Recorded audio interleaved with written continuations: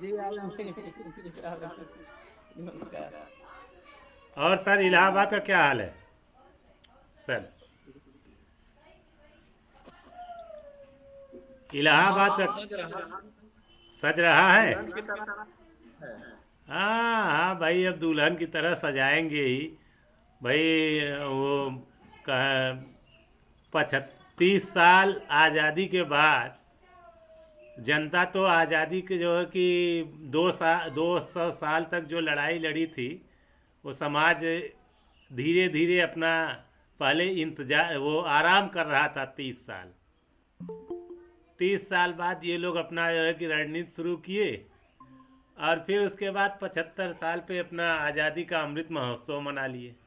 तो दुल्हन की तरह तो सजाएंगे ही, वो उसमें क्या। सजा इसलिए रहा है कि जनता आएगी ना, तो हाँ उसी चकाचौंध में भूल जाएगी और अपनी गरीबी, गुर्बत, लाचारी, बेरोजगारी, किसानी, खेती, पढ़ाई लिखाई, दवाई सब भूल जाएगी। और वह यहाँ से सीख के जाएगी कि ये सब भगवान की देन है। भगवान जो करता है उसी के लिए सब करता है, सब तुम्हारी मुकद्दर में। यही सीख करके जाएंगे, करोड़ों लोगों को बुला लिया जाएगा। हाँ, बस देख के धक्का उनको मुक्का मोक्ष मिल जाएगी। और मोक्ष मिल जाएगा। मोक्ष तो 1000 साल से मिल ही रहा है लोगों मिल को। रहा है, हाँ। ये तो है ही है। जमीन में जा रहा है। हम्म, चलिए भाई, क्या किया जाएगा। वो बहुत पहले ही किसी ने कहा था, किसी बंगाली मानीसी ने कहा था, मुंडे मुंडे मतिर भिन्ना।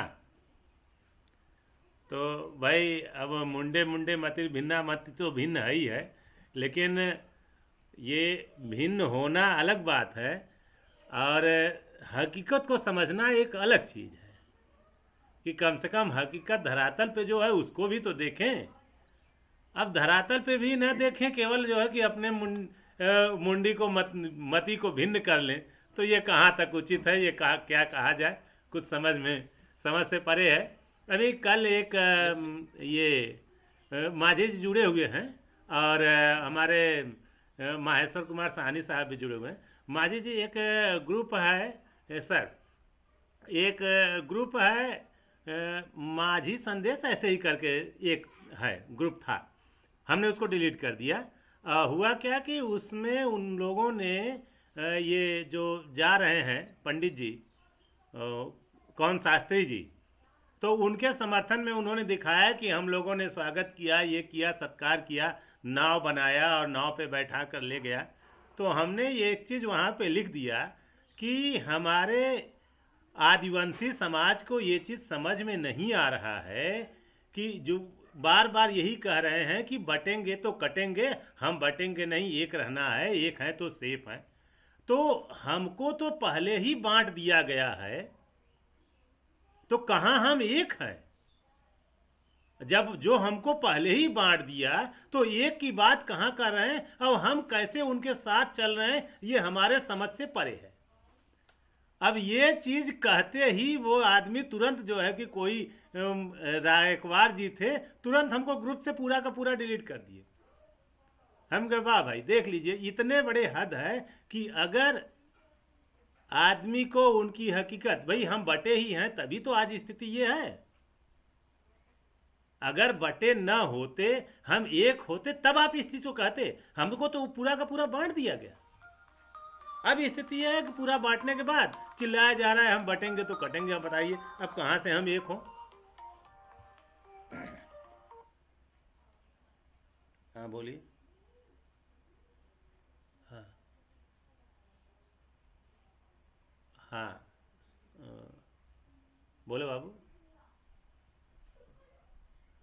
2 घंटा बाद बात करो, ठीक है। हम इस समय ऑनलाइन मीटिंग में है, या फिर व्हाट्सएप कुछ करो, हम तुमको भेजते हैं मीटिंग जो है कि तुम भी शामिल हो। ठीक। तो ये स्थिति है सर, कि हमारे समाज के लोग अपने आप को कहाँ भूल गए हैं, और किस स्थिति में, किस परिस्थिति में चले गए हैं, हमारे समझ से तो हमें तो खुदे नहीं समझ में आ रहा है कि लोगों को ये इतना खंड में बटे हुए हैं कहना नहीं चाहिए। यही अब हालांकि संविधान पे आरोप नहीं लगाना चाहिए, ठीक है, संविधान हमको बहुत कुछ दिया, बहुत जो है कि ठीक किया, लेकिन एक तरह से तो अगर हम भारत के ही संविधान या चाहे जिसको देखें, यह क्षेत्रवाद का है, क्षेत्र में बांट दिया। उस समय जो था अंग्रेजी शासन में, तो आपके यहाँ से अगर कुछ निर्णय हुआ, अगर फॉल्स है तो हम वहाँ जा कर के कर लेते थे लंदन में। अब आपका सीमित हो गया है, अगर सुप्रीम कोर्ट जो कह दिया तो वो फाइनल, उसके ऊपर आप कहीं नहीं जा सकते, यानी एक क्षेत्र में सीमित हो गए।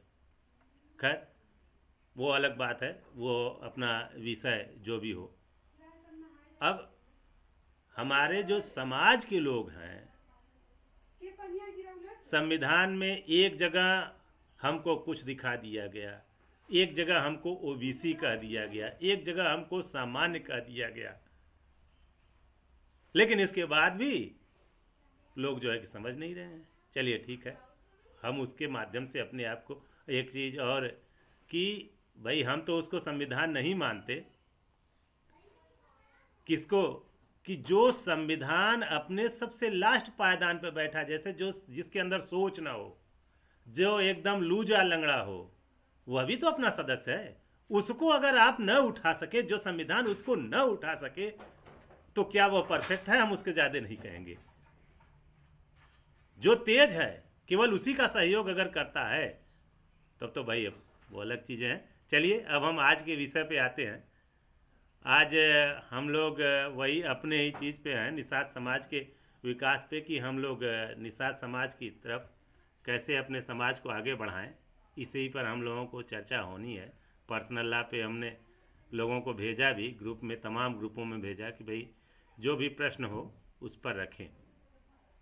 दो एक प्रश्न बीच में आया, जैसे एक अधिवक्ता कोई हैं सर के केवट, अब जाए जहाँ के भी हों, उन्होंने कहा कि पर्सनल लॉ एक तुष्टीकरण की नीति है। हमने कहा ठीक है, कोई बात नहीं, पहले आप उस पर आइए तो सही, लेकिन अभी तक आए नहीं।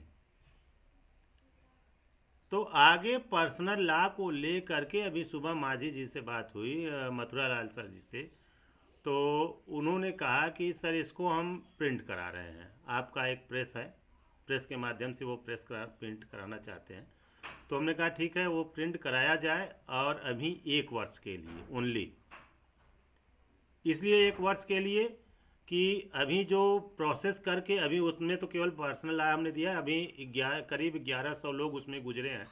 तो जितने लोग गुजरे हैं उनका भी नाम हम दे देते हैं, उसको भी उसमें शामिल कर लीजिए।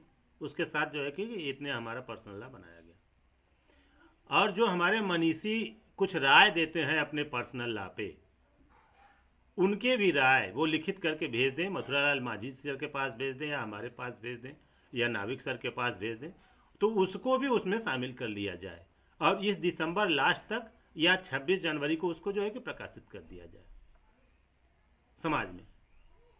26 जनवरी से जो है कि दिसंबर तक, या इस दिसंबर लास्ट से लेकर के पूरे दिसंबर की 2025 तक वो समाज में पूरा रहे, और 2025 तक सभी लोगों का आंकड़ा ले करके, सभी लोगों की स्वीकृत पत्र ले करके अपने पर्सनल लॉ पर, और 2026 में उसको जो है कि जारी किया जाए कि हमारे समाज में इतने लोग यहाँ इतनी संख्या में ऐसे ऐसे स्थिति परिस्थिति में है।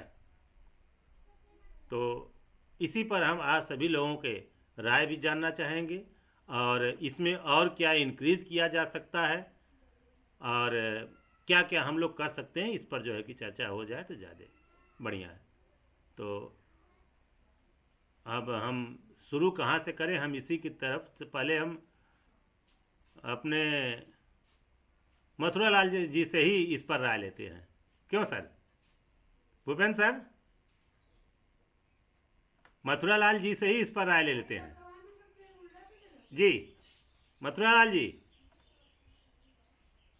माइक ऑफ है सर, माइक ऑफ है, माइक ऑफ है।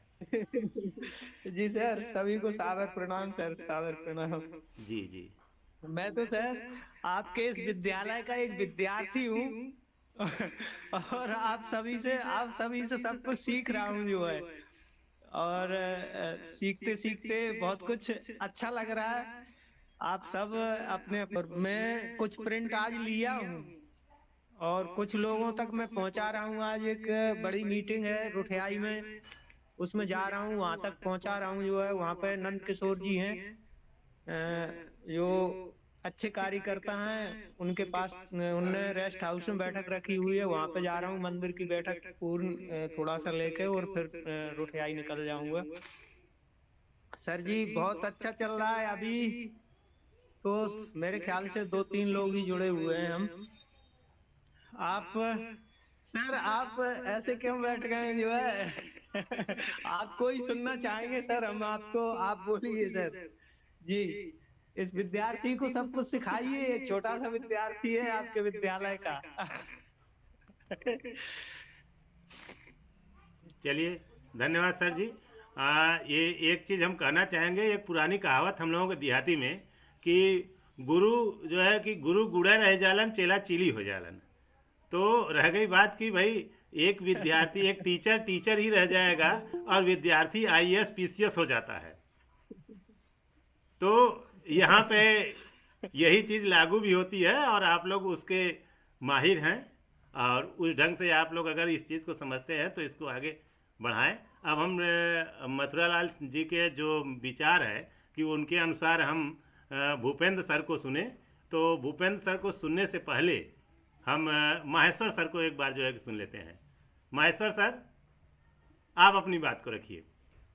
क्या और कुछ हम लोग इसमें इंक्रीज कर सकें या प्रकाशन कुछ समय बाद किया जाए और आप लोगों की राय जो हैं उसको भी उसमें शामिल कर लिया जाए। सभी लोगों के राय जो कोई और भी राय उस पर दे रहे हों उसको देख लें, उसमें कमी बेसी और उसमें जो सारी चीज़ें हैं, तो इस पर आप अपनी राय बताइए थोड़ा सा। जी सर। माननीय उपस्थित सज्जनों, मेरा सादर नमन है। नमस्कार सर। जिस विषय पर बात हो रही है, मैंने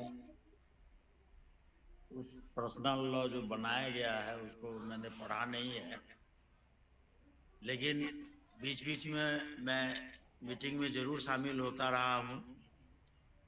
मेरा तो साफ कहना है कि जब अन्य संप्रदायों का पर्सनल लॉ हो सकता है, मनु संस्कृति हो सकती है, यानी ब्राह्मण संस्कृति हो सकती है, तो हमारा क्यों नहीं हो सकता है? 100% हो सकता है। इसलिए हमने अपने संस्था के द्वारा जिस माननीय ने सबकी सहमति लेते हुए प्रयास किया है, बिल्कुल सही है। और उसमें यदि समय की मांग के अनुसार सुधार की जरूरत होगी तो आने वाले समय में किया जाएगा संशोधन, जिसका नाम होगा। जब संविधान में संशोधन होकर के वर्तमान स्थिति तक पहुंच सकती है, तो हमारे बनाए गए पर्सनल लॉ में भी आवश्यकता अनुसार संशोधन होगा। तब है उद्देश्य यह रहना चाहिए कि हम अपने निषाद समाज में या तथाकथित जिस बिरादरी के लिए हम लोग पर्सनल लॉ बनाए हैं, उसके जितने भी उपजातियां हैं विभिन्न प्रदेशों में, विभिन्न क्षेत्रों में, यानी कि प्रदेश के बाहर, देश के बाहर भी हमारे लोग यदि गए हुए हैं, उन सभी को इस दायरे में लाया जाए और सबका एकत्रीकरण करते हुए हम एक विशाल शक्ति का, समंदर जैसी शक्ति का अपना एकता प्रदर्शन करें। जैसे महाराष्ट्र में बोला जा रहा है कि समंदर भी वापस आता है, तो हम भी वापस आएंगे, हमारा एकलव्य समाज भी वापस आएगा, हमारे पूर्वज गोविराज निषाद भी, उनका भी राज वापस आएगा और हम फिर से सशक्त बनेंगे, शक्तिवान बनेंगे और आधुनिक मुख्य धारा में हम कंधे से कंधे मिलाकर चलेंगे। अब बाधाएं माने जीवन में तो द्वंद्व तो स्वाभाविक है, द्वंद्व को दूर करते रहना पड़ेगा। सामंजस्य की स्थिति बनाए रखने के लिए बीच बीच में हम लोग मीटिंग करते रहेंगे और यह मीटिंग बराबर होती रहे, यही हमारी सद्भावना है और यही मैं आशा रखता हूँ। धन्यवाद सर। अपना नंबर दे दीजिए सर। मेरा नंबर तो जाहिर है मैं यहाँ से जुड़ा हूँ, जी। तो नंबर उसमें होगा नहीं, 91 नंबर नहीं 23। आता है सर, इस पर नंबर नहीं आता है। मैं बोल रहा हूँ, मैं हाँ बोलिए। 91 23 23। जी, 91 91 23 23। 23 23 18 जी, 18 59 18 59। 59। हाँ, ठीक है सर। 59 जी लास्ट। ठीक है सर। हाँ, एनके ठीक, साहनी धन्यवाद सर। फ्रॉम केतन केतन सोंधिया जी, केतन सोंधिया जी जुड़ चुके हैं, तो हम चाहेंगे केतन सोंधिया जी अपनी बात रखें, फिर हम लोग जो है कि भूपेंद्र सर को सुनेंगे। भूपेंद्र सर जो है कि इस पर अपनी राय रखेंगे और विस्तृत चर्चा के साथ। जी, केतन सोंधिया, केतन सोंधिया जी अपनी बात रखिए। माइक ऑफ हो गई आपकी ऑन होकर के। केतन बाबू,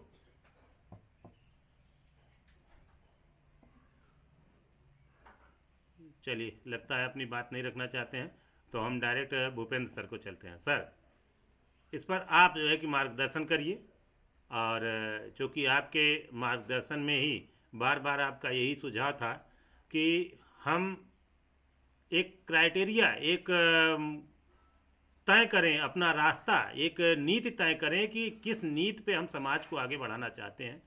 उसी चीज़ को लेकर के उस पर चर्चा होते होते लास्ट में हम लोग इस नतीजे पर पहुँचे कि हमको पर्सनल लॉ बनाएं और पर्सनल लॉ के आधार पे हम लोग समाज को आगे बढ़ाएं। यह हमारा एक क्राइटेरिया, एक रणनीति होगा कि किस रणनीति पे हम समाज को आगे बढ़ा रहे हैं। तो इस पर विस्तृत चर्चा आप जो है कि प्रस्तुत कीजिए। जी, क्या हम लोग आगे रणनीति किया जाए, और इसको जो प्रकाशन की बात चल रही है, लोगों के राय उसमें प्रकाशित किए जाए, और क्या क्या हो ये आप जो है कि दीजिए। जी, भूपेंद्र सर।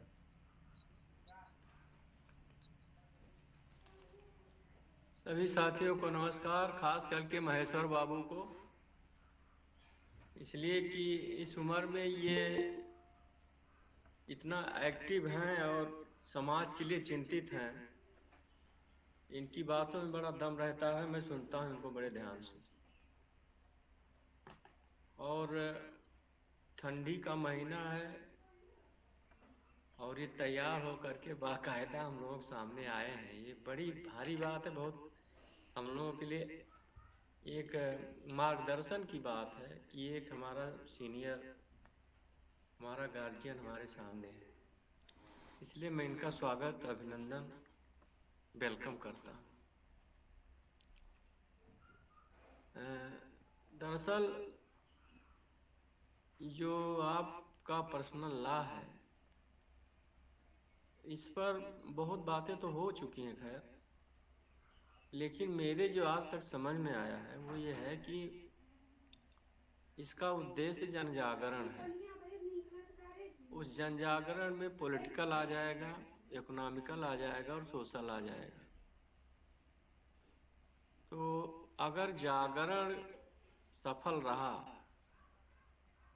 तो हमारा समाज राजनैतिक रूप से, आर्थिक रूप से और सामाजिक रूप से निश्चित रूप से सामने आएगा। कहने का मतलब यह है कि अगर कोई समाज जो समझदार हो जाता है, एजुकेटेड हो जाता है, तो वो समाज अपने आप फ्रंट पर आ जाता है। उसके समझ में आ जाता है कि हमारे ये अधिकार हैं, हमारे विकास के ये साधन होने चाहिए। दुनिया जैसे आगे बढ़ रही, हमको भी उस दौड़ में चलना पड़ेगा, दौड़ना पड़ेगा। ये समझ में जिस दिन आ जाता है, उस दिन उस कौम को कोई रोक नहीं सकता है। एक चीज़ है। दूसरी चीज़ ये है कि जन जागरण के लिए ही समितियां बनती हैं। ये कोई लाभ का पद नहीं होता। इसमें कोई ऐसी वो नहीं होती कि जिसके आधार पर लोग समाज को पैसे से, किसी और चीज़ से, धन दौलत से या कानून से कोई मदद करें। इसमें केवल ये हो सकता है कि लोगों को बताया जाए, उनकी समस्याओं को उजागर किया जाए, समस्याओं के निदान की तरफ बढ़ा जाए कि इसका ये निदान है।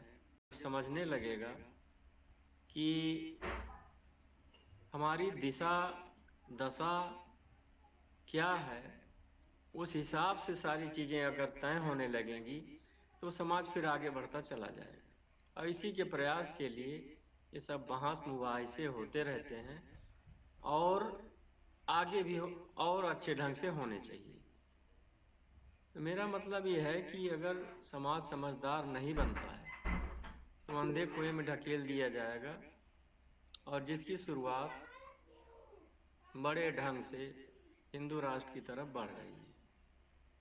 हमारा समाज बिल्कुल नहीं समझ पा रहा। हमको ऐसा लगता है कि जिस हिंदू राष्ट्र की बात हो रही उस हिंदू राष्ट्र का होगा क्या।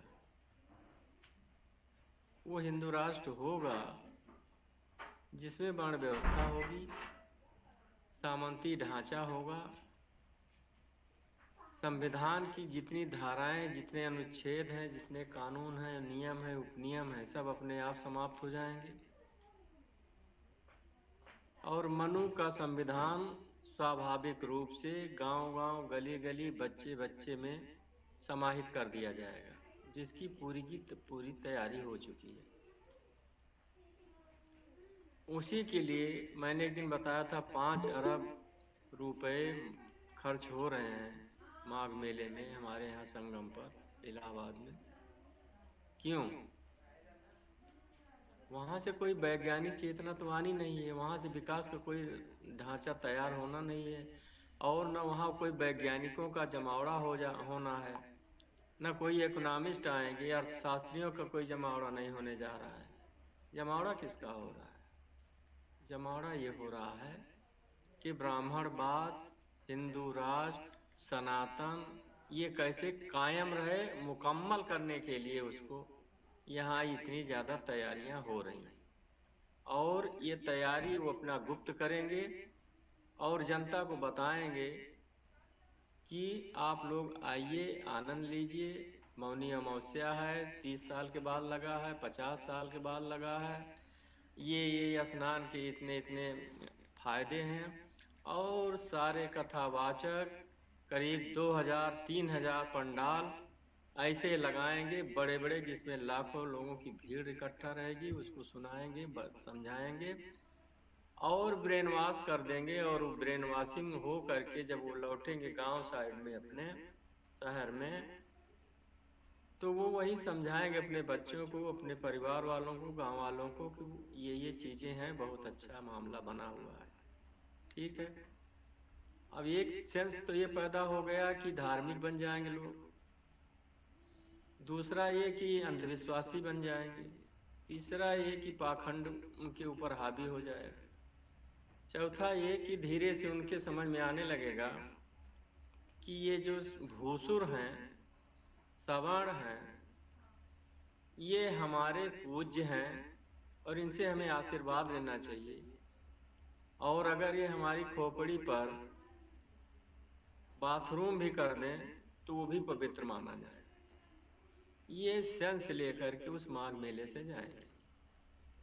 अब आपका जो पर्सनल लॉ है, आपका जो जन जागरण का अभियान है, उसका ये काम होना चाहिए कि लोगों को गाहे बगाहे छोटी छोटी मीटिंग से, हर चीज़ से, कई माध्यमों से लोगों को बताया जाए कि ये अंधविश्वास, ये पाखंडवाद, ये हमारे लिए तलवार है, हमारे गले के लिए तलवार है। क्यों? कहा जाता है ना कि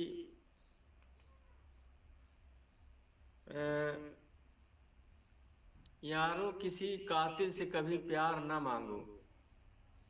कहा जाता है कि यारो किसी कातिल से कभी प्यार न मांगो, खुद अपने लिए गले की तलवार न मांगो।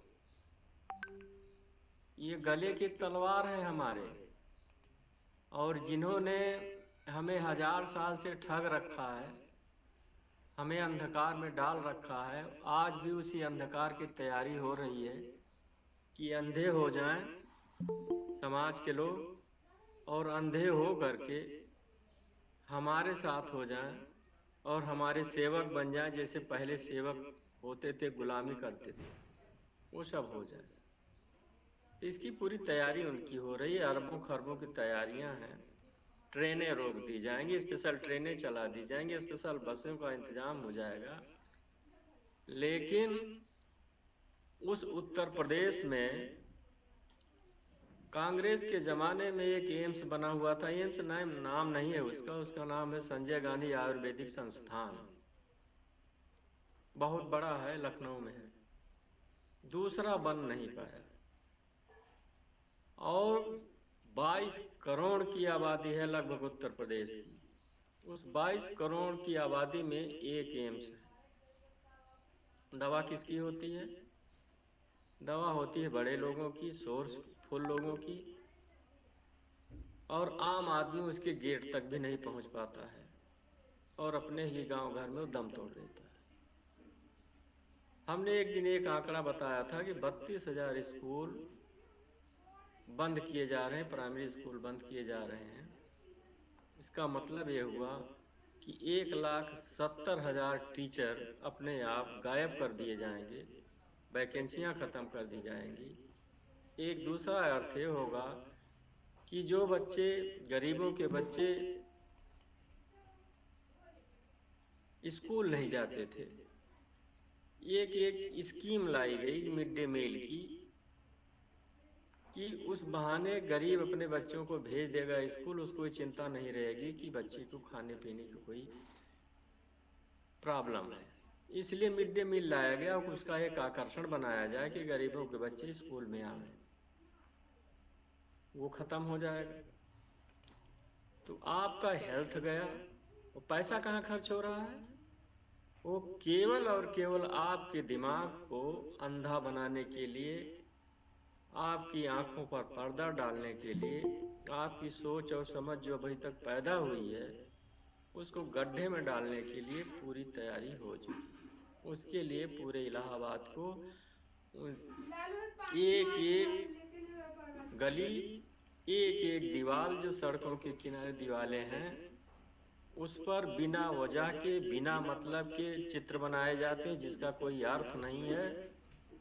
वो केवल कहीं शंख बजाता हुआ ब्राह्मण आएगा, कहीं कोई मुनि, महामुनि, बड़े बड़े विद्वान जो पुराने शंकराचार्य, उन्हीं की मूर्तियां हर जगह लगाई जा रही हैं, लगेंगी। ये पूरे के पूरे उस तंत्र को अपने जकड़न में ले लिए। अब आपका 4 करोड़ आदमी बारी बारी से आएगा, कम से कम 4-5 करोड़ आदमी आएंगे। 4-5 करोड़ आदमी का मतलब हुआ देश के कोने कोने में, तो एक एक गांव ले लीजिए तो एक एक गांव, एक एक दो दो आदमी तो पहुंच ही जाएंगे। इतना बड़ा है इनका जाल। उस जाल में हमारा आदमी फंसता जा रहा है और फंस करके वो अपनी पूरी अहमियत, हैसियत सब खत्म कर देगा, दिमाग से, आर्थिक रूप से, सामाजिक रूप से, राजनीतिक रूप से। आगे ये कहा जाएगा कि अब आप लोग जो है स्वर्ग के हकदार होंगे। आगे ये कहा जाएगा कि आपके मुकद्दर में एजुकेशन नहीं लिखा है, आपके मुकद्दर में जुडिशरी जज बनना नहीं लिखा है, इंजीनियर डॉक्टर बनना नहीं लिखा है। ये भाग्यवाद, भगवानवाद और दुनिया भर का पाखंड सर एक मिनट, एक पुष्प सर एक रोक रहे हैं बीच में, आप फिर आगे बढ़िएगा। पुष्प सिंह भारत करके कोई जुड़ रहे हैं, जरा उनसे हम परिचय ले लें फिर जी, क्योंकि नाम से कुछ अलग लग रहा है, चेहरे से भी हम एक बार उनको रिमूव भी कर दिए, लेकिन फिर वो जुड़ रहे हैं, तो थोड़ा उनसे परिचय ले लें जी।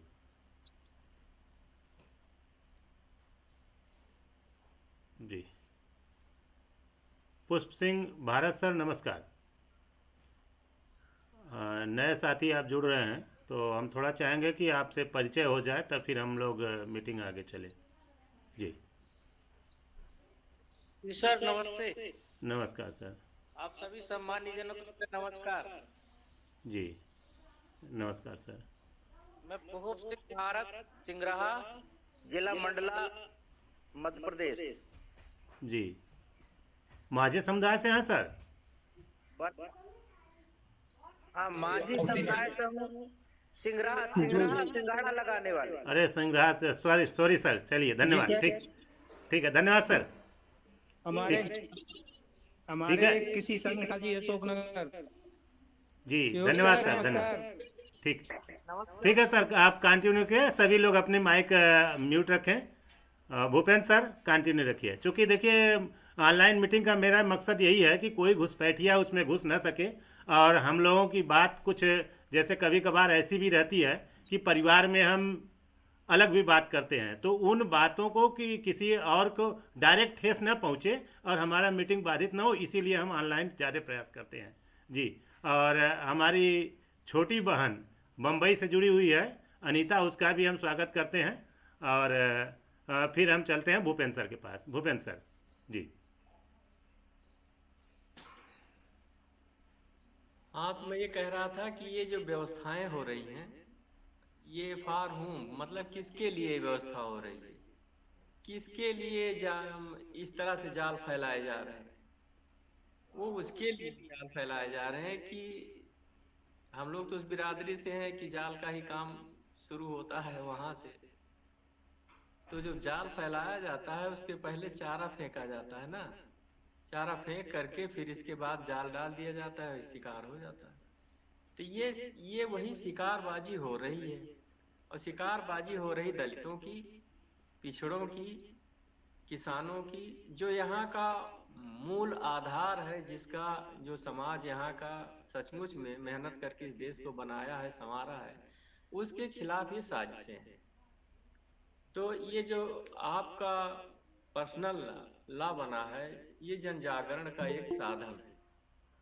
वो जन जागरण का साधन तीनों रूप मैंने बताया कि पॉलिटिकल भी होगा, इकोनॉमिकल भी होगा और सोशल भी होगा। तो तीनों जगह से अगर हम जन जागरण कर ले गए और फैले हुए इस ब्राह्मणवाद के खिलाफ अगर हम खड़े हो गए, हमारा समाज खड़ा हो गया, ये देश पुरातन नहीं, सनातन नहीं, ये देश सबसे खूबसूरत देश के रूप में चिन्हित किया जाएगा जिस दिन आप समझदार हो गए, समझा ले गए अपनी जनता को, अपने समाज के लोगों को। उस दिन ये देश सबसे खूबसूरत देशों में से गिना जाएगा, शुमार किया जाएगा। नहीं तो जानते हैं, हमने देखा इलाहाबाद में एक हब हुआ करता था इलाहाबाद यूनिवर्सिटी का। इलाहाबाद यूनिवर्सिटी पूरब की कैम्ब्रिज कही जाती थी एक जमाने में। जब हम लोग सन 80 में आए थे इलाहाबाद यूनिवर्सिटी में पढ़ने के लिए, तो उस समय उसका नाम पूरब का ऑक्सफोर्ड कहा जाता था उस यूनिवर्सिटी को। उस यूनिवर्सिटी से आईएएस, देश में सबसे ज्यादा आईएएस इलाहाबाद यूनिवर्सिटी से निकलते थे। सन 80-82 की बात बता रहा हूँ, जब हम लोग आए थे यूनिवर्सिटी में। और पूरा यूपी क्या, बिहार तक के लड़के, राजस्थान के कुछ इलाके के लड़के, पूरा यूपी के लड़के आते थे यहाँ पर, अध्ययन करते थे, पढ़ते थे। और आपको बताएं, आश्चर्य होगा आप लोगों को कि जो वहाँ के इलाहाबाद के मोहल्ले थे उस जमाने में, हर मोहल्ले में आदमी के पास अगर 3 कमरे हैं वहाँ के बसिंदे के पास, तो एक कमरा में एक स्टूडेंट, 2 स्टूडेंट जरूर रहते थे। एक ये जमाना हुआ करता था। इसके बाद और संख्या जब बढ़ी तो बहुत ज़्यादा लॉज बने, हॉस्टल बने, तमाम दुनिया भर की चीज़ें हुई और लड़कों की संख्या, छात्रों की संख्या बेतहाशा बढ़ती चली गई। और इलाहाबाद की 1/3 इकोनॉमी स्टूडेंट पर चलने लगी। ये हब था इलाहाबाद का। इलाहाबाद में देश के सबसे ज्यादा वकील हैं, अकेले शहर में, अकेले इस शहर में सबसे ज्यादा वकीलों की संख्या है, सबसे ज्यादा ब्यूरोक्रेट्स की संख्या है, इंजीनियर, डॉक्टरों की संख्या है। वजह ये थी कि इलाहाबाद में एक तो हाई कोर्ट था पूरे उत्तर प्रदेश का, दूसरा लोक सेवा आयोग था, है अब भी है, पूरे उत्तर प्रदेश का, तीसरे करोड़ों की आबादी वाला उत्तर प्रदेश, उसका जो बोर्ड था, intermediate board, high school board, वो इलाहाबाद में था। बोर्ड ऑफ रेवेन्यू पूरे उत्तर प्रदेश का इलाहाबाद में था। कमिश्नरी Allahabad, labour labour court Allahabad, central administrative tribunal court होती हैं वो इलाहाबाद, जीएसटी कोर्ट इलाहाबाद। मैं इसलिए गिना रहा हूं कि आखिर खत्म कैसे हुआ ये। अब आप देखिए, सब्जी की दुकानों पर पहले स्टूडेंट्स एक एक दुकान पर 100 150 200 की दुकान लोगों की भीड़ लगी रहती थी। वो स्टूडेंट पढ़ते थे, तैयारी करते थे, खुद खाना बनाते थे, खाते थे और तैयारी करके आईएएस पीसीएस में बैठते थे और चले भी जाते थे बन करके। वो हब तोड़ दिया गया। चौराहों पर निराला की मूर्ति लगा करती थी, चौराहों पर पंत की मूर्ति लगा करती थी, चौराहों पर बाबा राम आधार यादव की मूर्ति लगा करती थी, चौराहों पर डॉक्टर राम मनोहर लोहिया की मूर्ति लगा करती थी, चौराहों पर महात्मा गांधी लगे होते थे, चौराहों पर सुभाष चंद्र बाबू लगे रहते थे, चौराहों पर भगत सिंह चंद्रशेखर आजाद लगे होते थे। हुआ क्या इस दुनिया को, इस देश को, उस इलाहाबाद को शंख का नगर बना दिया गया। प्रयागराज घोषित करके उसको शंख का नगर। देखिएगा तो शंख बजाता हुआ ब्राह्मण, टीका लगाया हुआ ब्राह्मण, मुनि का बड़ा भारी स्टेचू, और चौराहों पर ऐसी ऐसी चीजें लगा दी गई बना करके कि जिसका कोई अर्थ ही नहीं। आप चौराहे पर पहले जाते थे, पढ़ते थे कि कौन है, महादेवी वर्मा की स्टेचू लगी हुई है, भगत सिंह की फोटो स्टेचू लगी हुई है। इस तरह से इलाहाबाद में चीजें थी कि लोग एक बार ठहर करके देख लेते थे कि क्या है। अब किसी की निगाह नहीं ठहरती है कि क्या शंख बना हुआ है, कहीं गाय बना दिया गया है, कहीं इसी तरह से बेमतलब की चीजें जिसका कोई अर्थ नहीं। और उस इलाहाबाद यूनिवर्सिटी को कोचिंग सेंटर बना दिया गया। अब वहां पर छात्र संघ का चुनाव तक नहीं होता है, वहां पर डिपार्टमेंट में ओबीसी के एससी के लड़कों का रिसर्च नहीं होता है, पीएचडी नहीं कर पाते हैं, और एडमिशन की हाल ये है कि अच्छे सब्जेक्ट उनको जानबूझ करके एडमिशन कमेटी नहीं देती है और कोई कुछ नहीं कर सकता है। वहां का वाइस चांसलर सुप्रीम कोर्ट की एक जज की वाइफ है। बहुत मनमाना पूरा का पूरा इलाहाबाद, इसलिए कह रहा हूं कि इलाहाबाद की ही तरह सारा देश कर दिया गया है, खंडहर में तब्दील हो गए हैं सब। स्टूडेंट जो सड़कों पर भरे रहते थे वो स्टूडेंट की संख्या खत्म हो गई। तैयारी करें, एक तैयारी करने में कम से कम नहीं 4 साल 5 साल लग जाता है। 4 साल 5 साल तैयारी करने के बाद उसका इकोनॉमिकल, सोशल, पॉलिटिकल सारा चीज उसका नुकसान हो जाता है। और इसके बाद जब टेस्ट होता है तो टेस्ट में पता लगता है कि लीक हो गया पेपर। जो कायदे से हो गई परीक्षा तो उसको हाई कोर्ट में ले जा करके रोक दिया जाता है, स्टे करा दिया जाता है। तो 10-15 साल से यही खेल चल रहा है। इलाहाबाद का हब पूरा टूट गया, पूरब के ऑक्सफोर्ड का हब पूरा टूट गया, स्टूडेंट्स आना बंद कर दिए, और इस तरीके से पूरे देश में इसी तरह का माहौल बनाया गया और बनाया जा रहा, मुकम्मल किया जा रहा है इस चीज का कि अब इस देश में कुछ ही लोग पढ़ेंगे, कुछ ही लोग अच्छे नागरिक बन सकते हैं। बाकी सारे लोगों को ऐसे ही जैसे पहले रहा करता था कि गुलामी जमींदारी के पीरियड में, सामंती पीरियड में, उसी तरह से लोग सामंतों के हो जाएंगे, जमींदारों के गुलाम हो जाएंगे। जमींदारी इस रूप में आई, मॉडर्न ढंग से आ रही है। उन जमींदारों का नाम होगा जो आईएएस हो गए हैं, उन जमींदारों का नाम जो जज हो गए हैं, उन जमींदारों का नाम होगा कि जो बहुत धनाढ़ हो गए, पूंजीपति हो गए हैं। उनके यहाँ लोग नौकरियां, जो प्राइवेटाइजेशन का एक रूप है, उनके यहाँ नौकरियां वही लोग कर पाएंगे जो सोर्सफुल होंगे। बाकी कुछ बचा नहीं है। तो ये जो आपका जन जागरण का जो आपका पर्सनल लॉ है ना, अगर ये रिलेट नहीं करता है, जन जागरण रिलेट नहीं करता है, तो बहुत बड़े बड़े नियम कानून समितियां बनी हुई हैं। पर्सनल लॉ क्या, बहुत बड़े बड़े लॉ बने हुए हैं, सब पड़े हुए हैं, सड़ रहे हैं, खत्म हो जाए। लेकिन हम लोग जो बैठ रहे हैं और ये बहस जो कर रहे हैं, चीजों को ले आ रहे हैं लोगों के सामने, उसका मकसद ये है कि हम लोग उन चीजों के बारे में बताएं जिसकी वजह से हम आज इस हालत में पहुंच गए कि 1000 साल पहले जो बात थी वो देश की आजादी के बाद भी हमारी हालत में कोई बदलाव नहीं आया है। उस बदलाव के लिए हमें क्या क्या करने चाहिए, क्या क्या जागरण में लाना चाहिए, सोशली, पॉलिटिकली, इकोनॉमिकली किन चीजों को रखना चाहिए, ये चीजें हम लोग रखेंगे तभी समाज का भला होगा और तभी हम आगे बढ़ पाएंगे, विकास की गाड़ी हमारी आगे चलेगी। Thank you. धन्यवाद सर। आपने जो चीज़ें आप अपने पर्सनल लॉ में रखाए हैं और वही चीज़ों उन्हीं चीज़ों को आपने जो है कि स्पष्ट कहा कि हमारा मूल उद्देश्य पर्सनल लॉ का यही है। जो अभी हमारे सर ने इस चीज़ को जो है कि स्पष्ट बताया कि हमारे पर्सनल लॉ का मूल उद्देश्य ये है कि जो हम 1000 साल की गुलामी से जो जकड़े हमारे अंदर जो एकदम समझ लीजिए कि खून में बसा दिया गया और उसको हमें निकालना है इस पर्सनल लॉ के माध्यम से।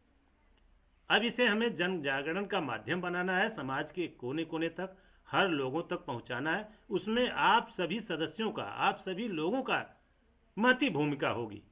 सबसे ज़्यादा भूमिका आप लोगों की होगी। हम लोगों ने तो उसको कर दिया, जो भी करना था राय लेकर के, आपसे राय लेकर के, आपकी चीज़ों को लेकर के उसको एक लिखित में कर दिया। चूँकि लोक व्यवस्था जो वर्तमान में आई है, लोक व्यवस्था में विधि सर्वोच्च है, रूल ऑफ लॉ।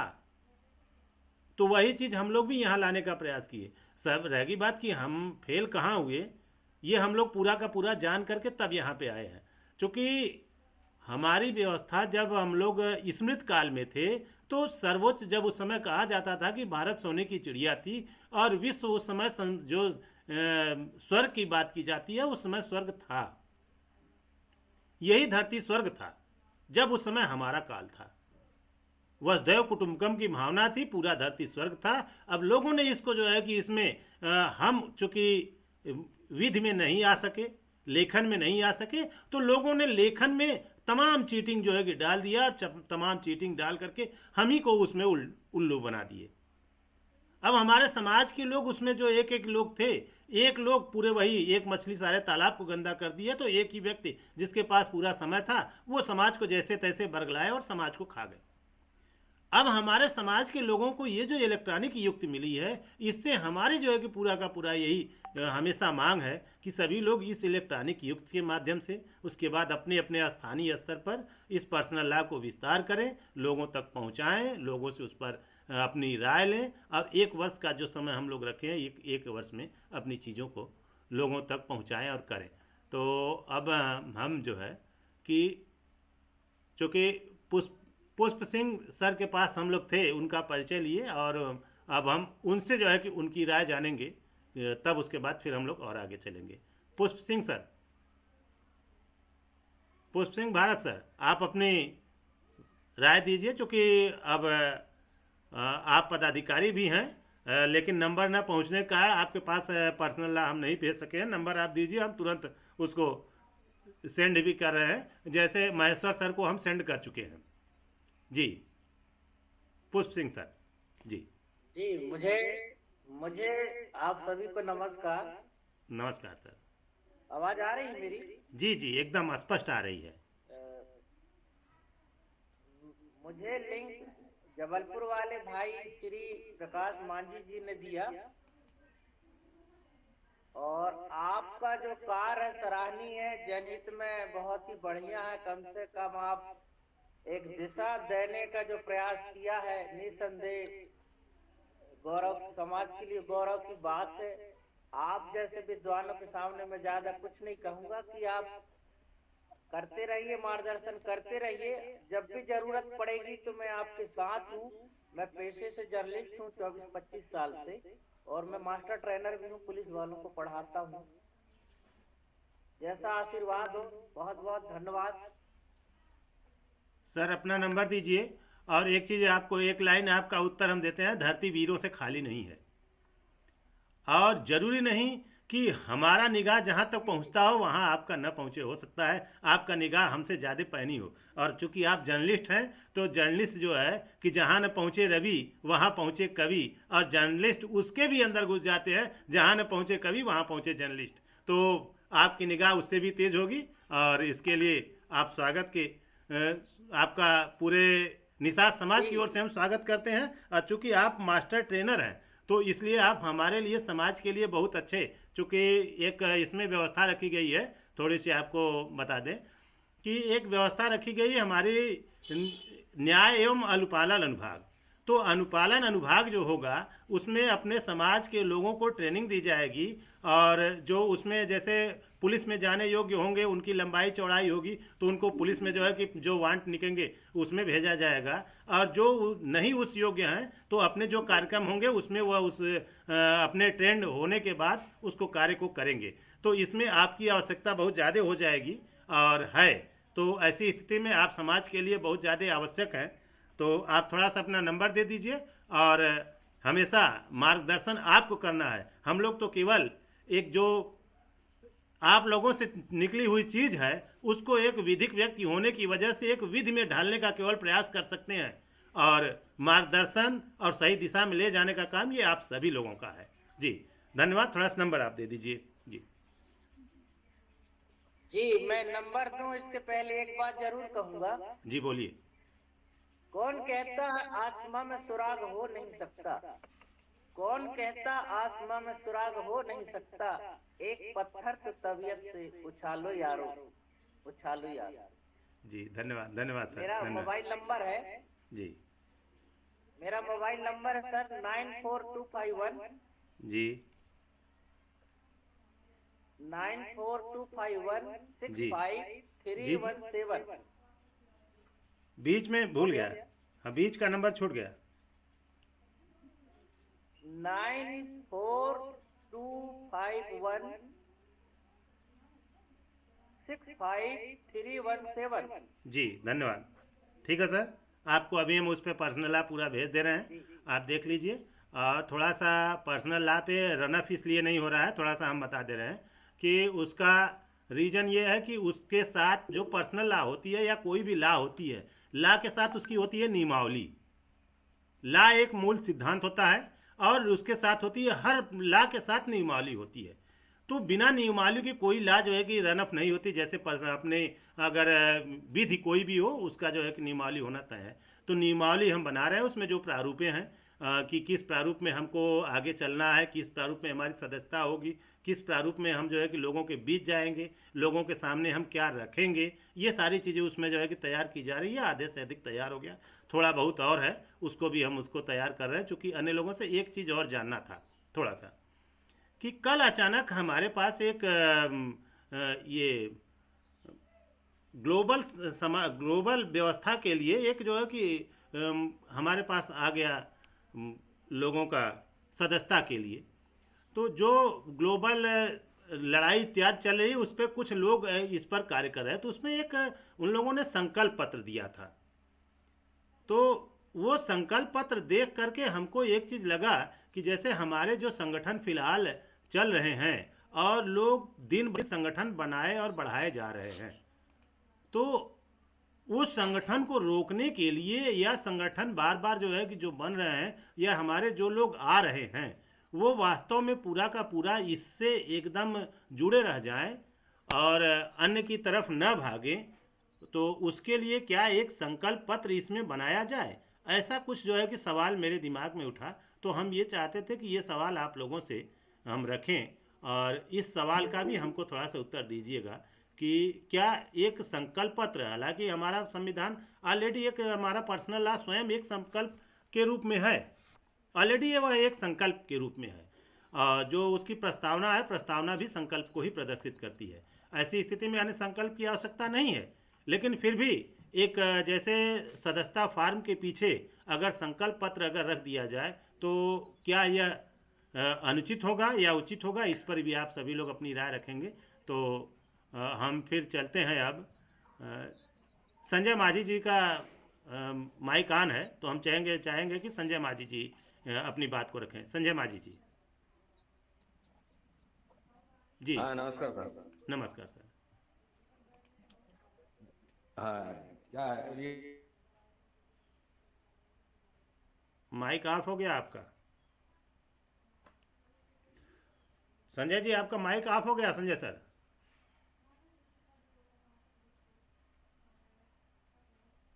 क्या है? आपकी माइक ऑफ हो गई है इसलिए आवाज़ नहीं आ रही है। हेलो। जी जी, हाँ बोलिए। हाँ, हेलो। हाँ बोलिए। अभी और जैसे धार जिले से और बड़वानी जिले से मैंने जोड़ा है जी आपके समक्ष। जी अ, और बढ़िया आपका, बढ़िया मतलब ये जिस प्रकार से समझाने की तरीका है ये बहुत अच्छा है। मैं तो वैसे अब क्या है कि संघ से जुड़ा हूँ, बाकी आपकी जो शैली वगैरह है बहुत बढ़िया है। और आपने जो ये भेजा वो भी मैंने अच्छा पढ़ा, पीडीएफ वगैरह सब पढ़ा है। तो समाज के लिए और अलीराजपुर जिले से आपको बहुत बहुत शुभकामनाएं कि आप इसी प्रकार से समाज का मार्गदर्शन करते रहें। बस मैं इतना ही कहना चाहता हूँ फिलहाल।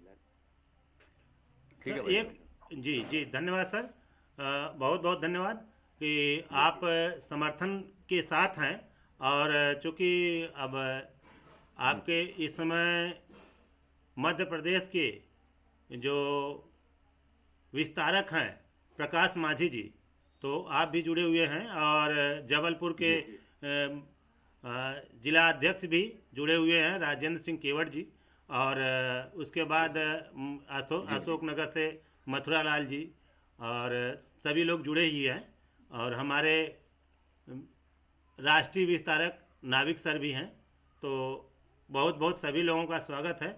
तो हम प्रकाश कुमार माझी सर के पास चलेंगे कि सर इसमें एक चीज़ और हो रही थी, अभी बात चल रही थी कि हम लोग इसका प्रकाशन करा लें, और जितने भी साथी हैं या जो भी अन्य कोई इस पर अपनी राय रखना चाहता है पर्सनल लॉ पे, तो उसको भी उसमें एक एक पृष्ठ या जो भी दो चार लाइन सबका जो राय आए, जो उस पर उत्तर प्रत्युत्तर प्रतिक्रिया, उसको जो है कि उसमें प्रकाशित किया जाए और दिसंबर तक उसको प्रकाशित कर लिया जाए। तो चूँकि मथुरा लाल जी सर का खुद जो है कि प्रेस है और वो उसको छापने के लिए तैयार हैं, तो जो उनका खर्च होगा वो खर्च सभी लोग उसमें थोड़ा थोड़ा बियर कर लेंगे, तो आराम से वो भी छाप लेंगे। और ये हमारा पुस्तक जो है कि जब रूप में हो जाएगा तो सभी लोगों के पास पहुंचाने में बहुत ही आसानी होगी। तो इस पर आप अपना जो है कि मथुरालाल माझी से मिल करके, या आप लोग चूँकि जबलपुर में ही आप लोग हैं मध्य प्रदेश में, तो वहाँ आपके नज़दीक है, आप लोग इस पर क्या कैसे कर सकेंगे इस चीज़ को जो है कि स्पष्ट करिए प्रकाश जी। सर प्रकाश जी। सभी आदरणीयों को जय माजी जय निषाद। आदरणीय, मैं मुझको जो पोस्ट दी गई है उसके अंतर्गत मैंने अधिक से अधिक लोगों को जोड़ने की कोशिश करी है और उनसे पर्सनल बात भी करी है। तो मुझको कुछ सुझाव मिले हैं कि अपन जो नया लॉ ला रहे हैं तो उसमें क्या क्या फायदे हैं, क्या क्या नुकसान है, उसकी मुझको जितनी जानकारी थी वो मैंने दी है। और मैंने उनसे निवेदन किया कि आप आइए, ऑनलाइन मीटिंग में जुड़िए और जो भी आपकी जानकारी चाहिए, जो भी आपकी आवश्यकता है, तो उसकी आपको पूरी जानकारी विस्तार से आपको मिलेगी। तो वो मैंने उनसे कहा है। और हमारे बीच में हमारे आदरणीय मंडला से जुड़े हुए हैं, तो उन्होंने भी हमें कुछ सुझाव दिए हैं, सलाह दी है कि समाज के जितने भी बुद्धिजीवी हैं, जो भी समाज सेवी हैं, वो किसी न किसी संगठन से, किसी न किसी समाज सेवा से जुड़े हुए हैं। तो हम अपन एक नया लॉ ला रहे हैं, तो उसका रीजन क्या है, क्या जो जो छोटे छोटे गांव में या कस्बे में या जिले में है या प्रदेश में जो चल रहे हैं, तो उनको क्या इकट्ठा एक बैनर तले लाना है, या उनका जो कार्य है वो जो अपने कार्य क्षेत्र कर रहे हैं उनको अपने अपने कार्य क्षेत्र में करते रहना चाहिए और इस लॉ में से भी वो जुड़े हैं। तो ऐसा उन्होंने मुझको सलाह दी है। तो मेरा यह निवेदन है कि माननीय संजय जी, आप इस पे स्पष्टीकरण, हमारे माननीय जुड़े हुए हैं और भी समाज के लोग जुड़े हुए हैं, तो उनको दीजिए और वो और अभी आगे खुल के समाज सेवा करें और इसमें लॉ का जो है वो पूर्ण समर्थन करें, और जिससे हम इसमें मध्य प्रदेश में और अच्छे से विस्तार कर सकें। मेरा इतना ही निवेदन है, क्योंकि जैसे मुझको लगता है, मुझे पर्सनल लगता है कि जिस तरीके से अपने शरीर में हाथ है, आंख, नाक है, कान है, मुंह है, सबका एक अपना अपना कार्य क्षेत्र होता है, सब अपने अपने लिए एक स्वतंत्र होते हैं। तो लेकिन वो रहते शरीर के अंग ही हैं, कहलाते शरीर के अंग हैं, लेकिन करते सबके काम अलग अलग हैं। तो इसी तरीके से मेरा विचार है कि जो समाज के लोग हैं जो अपने संगठन चला रहे हैं या अपना किसी क्षेत्र से वो जुड़े हुए हैं, तो वो अपना उस क्षेत्र में जुड़े रहें और अपने जो लॉ है वो अपना लॉ को भी, मेरा विचार है कि कुछ लोगों को बताने के लिए, समझाने के लिए हमें इसका कुछ प्रदर्शन करना चाहिए, जिले स्तर में, प्रदेश स्तर में, राष्ट्रीय स्तर में, कि हमने जो लॉ लाया है उसका क्या रीजन, उसके क्या फायदे हैं और क्या उसमें आगे भविष्य में फायदा है, क्या उसमें नुकसान है, उससे जुड़ने से आपको क्या बेनिफिट मिलेगा या समाज को क्या बेनिफिट मिलेगा। तो मेरा यही कहना है, क्योंकि हमारे जैसे जबलपुर में है और भी हम संगठनों से जुड़े हुए हैं, तो कई संगठन क्या होते हैं, जैसे कोई परिचय सम्मेलन कराता है, कोई निषाद राज की जयंती मनाता है, तो कोई अपने अपने स्तर से जिनका जो वो होता है, तो वो एक सामूहिक दिखते हैं कि ये समाज है, ये बैनर है, इस बैनर तले ये काम हो रहे हैं। तो ऐसा मेरा एक विचार है कि अपने को भी इस लॉ के अंतर्गत एक ऐसा कुछ करना चाहिए कि जिससे लोगों को दिखे कि ये संस्था है, ये लॉ है, इसका ये उद्देश्य है समाज के प्रति। तो ऐसा मेरा विचार है। और बाकी आप बुद्धिजीवी लोगों को जो मार्गदर्शन देंगे, मैं उस मार्गदर्शन में काम करने के लिए आपके साथ कंधे से कंधा मिला के चलने को तैयार हूँ। मैं इतना कह के अपनी वाणी को विराम देता हूँ। धन्यवाद सर। आप पर्सनल लॉ की धारा 80 के बाद पहुंचिए। तो धारा 80 में ये व्यवस्था दिया गया है, 80, 81, 82 ये सब में ये व्यवस्था दिया गया है कि 2025 में हमको पूरे समाज में, पूरे भारत को जो है कि 12 खंडों में बांट करके हम लोग उसको कार्यक्रम निर्धारित किए हैं। और फोर्थ सैटरडे और चौथे सैटरडे और संडे को हम जो है कि 12 जगह पे कार्यक्रम करेंगे। पहला कार्यक्रम गुजरात में जनवरी में रखा गया है, जनवरी के चौथे सैटरडे और संडे को। तो वहाँ हम जो है कि प्रचार अपना, जैसे आपके जबलपुर में, जबलपुर का जो होगा वो शायद अक्टूबर या नवंबर में है। अब ऐसा उसको जो है कि इस समय हमको याद नहीं है, और चूँकि जो पर्सनल आप प्रिंट हमारे पास था वो किसी और के पास है, और वो हम देख करके बता सकते हैं कि आपके जबलपुर किस महीने में आता है। तो अब रह गई बात कि जैसे जो हमारे संगठन के लोग पहले से संगठन बनाए हुए हैं, उनको कि क्या उसको वह संगठन समाप्त करके आए या बिना संगठन समाप्त किए हुए आए। तो उस पे सवाल ये जो आपने किया है, उसका सीधा सा उत्तर ये है कि पहले वह निर्धारित करें अपना क्राइटेरिया, कि उनकी क्राइटेरिया क्या है, उनके संगठन की क्राइटेरिया क्या है, उनका क्षेत्र क्या है, वह क्या कार्य कर रहे हैं, सिंगल कार्य कर रहे हैं या समाज का पूरा कार्य कर रहे हैं, वो कितना कर चुके हैं या कितना नहीं किए हैं, कितना करना चाहते हैं।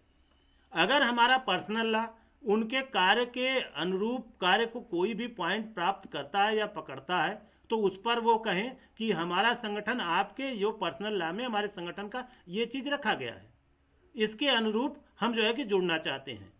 तो अगर उससे जुड़ करके वो राष्ट्रीय स्तर का यूज करना, अपना कार्य करना चाहते हैं उसी एक विषय पर, तो उनको उसी एक विषय का वह जो है कि जैसे जलांचल, अब उसका उदाहरण एक दे रहे हैं, जलांचल प्रगति पथ उत्तर प्रदेश में समाज में शिक्षा का कार्य के लिए वो जो है कि अपने आप को मान रहा है कि हम शिक्षा का कार्य कर रहे हैं। जैसे ही हम लोग रजिस्ट्रेशन कराए, रजिस्ट्रेशन कराने के बाद जलांचल प्रगति पथ को हमने जो है कि उदयराज उसके हैं संचालक, तो उनको हम लोगों ने लेटर लिखा, स्पष्ट लेटर लिखे कि आप यदि शिक्षा का कार्य समाज में करना चाहते हैं, तो निषाद समाज अगर शिक्षा कार्य करेगा, तो कोई भी कार्य करेगा तो वो जलांचल प्रगति पथ से ही के माध्यम से ही करेगा, और निषाद समाज का शिक्षा यूनिट वो माना जाएगा। लेकिन उन्होंने उसको नहीं एक्सेप्ट किया, कोई उत्तर नहीं आई। तो ऐसी स्थिति में अगर आप कोई उत्तर नहीं देते हैं और आप कहें कि आपके संगठन को जो है कि माध्यम से हम जो है कि चलें, तो ये चीज़ जो है कि पर्सनल लॉ नहीं चल पाएगा। पर्सनल लॉ समाज को पूरा का पूरा लेकर चलने के लिए बाध्य है, पूरा का पूरा। अभी जैसे माहेश्वर सर ने जो कहा, अब थोड़ा सा माहेश्वर सर का भी जो है कि उसमें उत्तर आ जाएगा आपके प्रश्न में, कि हम लोग इसे, जैसे भूपेंद्र सर ने पहले ही बताया कि हमारा ये पर्सनल लॉ पूरे समाज को, पूरे एक जो है कि धरती को एक स्वर्ग बनाने की ओर जो है कि विकसित होगा, लोक व्यवस्था एक उत्तम व्यवस्था देने के लिए, क्योंकि हम उस समाज से आते हैं जो वसुधैव कुटुंबकम की बात करता है।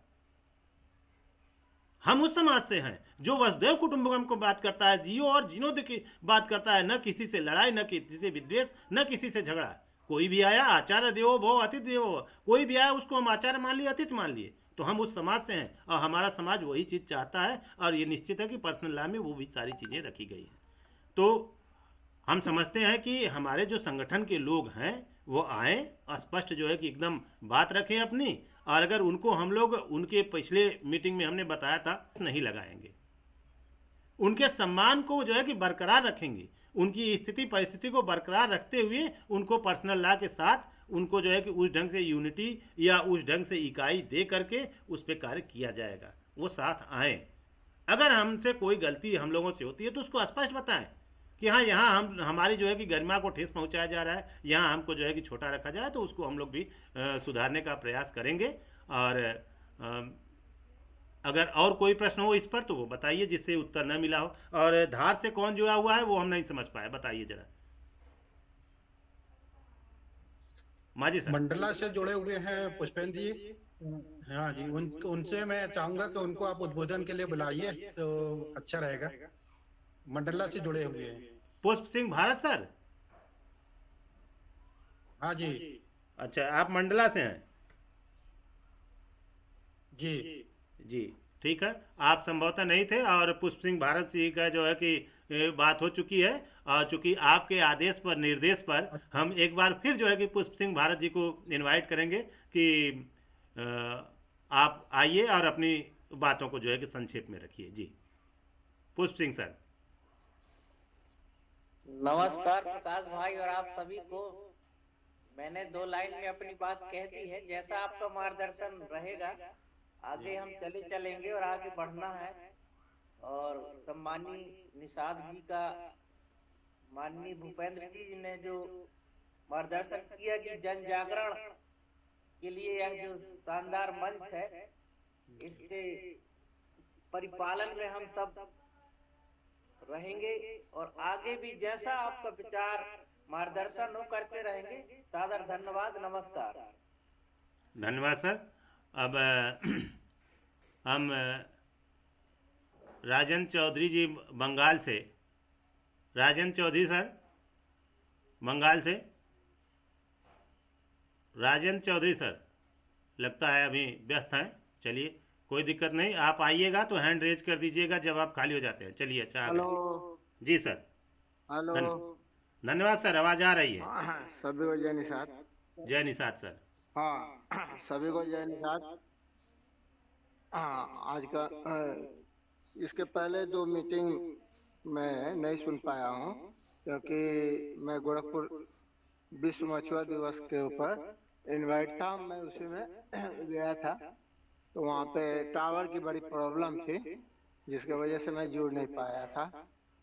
तो आप लोग जैसे हमें पश्चिम बंगाल का दायित्व दिए हैं, तो कहने का मतलब पश्चिम बंगाल में 23 जिला है, और क्या हम लोग 23 जिला में केवल वेबिनार के माध्यम से जुड़ेंगे, ना कि फिजिकली भी जाने आने का प्रयास करेंगे? अगर जाने आने का 23 जिला में अगर जाना आना करेंगे तो वहाँ तो कुछ मैंने अर्थ की आवश्यकता पड़ेगी, इसके लिए क्या व्यवस्था है, यही मेरा प्रश्न था। धन्यवाद। जी धन्यवाद सर। आपकी सब में जो हमारी आर्थिक जो समस्याएं हैं, आर्थिक समस्याओं के लिए ही पर्सनल लॉ में ये स्थानीय इकाई है। जब हम स्थानीय इकाई का गठन करेंगे तो हमारी स्थानीय इकाई में हम प्रत्येक परिवार का पंजीकरण करेंगे। वो अध्याय 2 में जो है कि व्यवस्था रखा गया है। स्थानीय इकाई का जब हम पंजीकरण करना शुरू करेंगे प्रत्येक परिवार का, तो प्रत्येक परिवार से केवल 100 रुपये ईयरली लेना है, ये पंजीकरण के लिए है। और उसके बाद वो स्थानीय इकाई जो वहाँ का 12-12 परिवार होगा उसको आप समूह में कन्वर्ट करेंगे, और वहाँ के 12-12 परिवार के समूह वो ईयरली अपना या वो मंथली 100 रुपये 50 रुपये जो वो निर्धारित करें, वो अपना स्वयं सहायता समूह उनका होगा। और आपकी स्थानीय इकाई का अपना खाता होगा, पैसा डायरेक्ट आपके पास नहीं आएगा। स्थानीय इकाई से वो समय समय पर जैसी आवश्यकता होगी, जैसा कार्यक्रम होगा, आपकी जितनी स्थानीय इकाई आप गठित करा लेंगे। आप अपनी स्थानीय इकाई से, जैसे वहाँ की जो सदस्यता हुई, मान लीजिए आपकी कोई एक गांव है, एक गांव है, उस गांव में 100 परिवार हैं हमारे समाज के, 50 परिवार हमारे समाज के जुड़े, तो आपका 5,000 रुपये वहाँ पे आ गया सदस्यता का। और साधारण खाता में यह सदस्यता आपका संचित निधि होगी, तो 5,000 रुपये उनके खाते में है। आप अगर 100 जो है कि इकाई आप गठित कर लिए हैं, पूरे प्रदेश में, तो प्रदेश से आप जो है कि 100-200 जो है कि प्रत्येक इकाई से मांग लिए, आपका कार्यक्रम राष्ट्रीय स्तर पर जो है कि आराम से, प्रदेश स्तर पर आराम से हो सकेगा। तो ये आपकी जिम्मेदारी है, और ये आप अपनी स्थानीय इकाई को पर्सनल लॉ के अनुसार जो है कि बढ़वाइए और बढ़वा करके आगे बढ़ाइए। अब रह गई बात कि उसमें एक और चीज़ अभी छूटा हुआ है, जो आपको अगले रविवार से पहले आपको इसी सप्ताह में मिल जाएगा, जो पर्सनल लॉ या किसी भी लॉ को चलाने के लिए आवश्यकता होती है नियमावली की। तो नियमावली बनाई जा रही है, वो भी थोड़ा बहुत जो है कि बाकी है, वो भी 2-4 दिन में हम कंप्लीट कर लेंगे, और कंप्लीट करके आपको प्रमोट कर देंगे। उसके आधार पे एकदम सुविधा आराम से हो जाएगी कि क्या कैसे करना है, सब उसमें लिखा हुआ है। थोड़ा सा वो लंबा होता है, नियमावली हमेशा पर्सनल लॉ से विस्तृत होती है। तो उसको जैसे ही मिलेगा आप सभी लोग उस पर सुटेबल रूप से कार्य कर सकेंगे। तो आपका और कोई प्रश्न हो सर? चौधरी सर।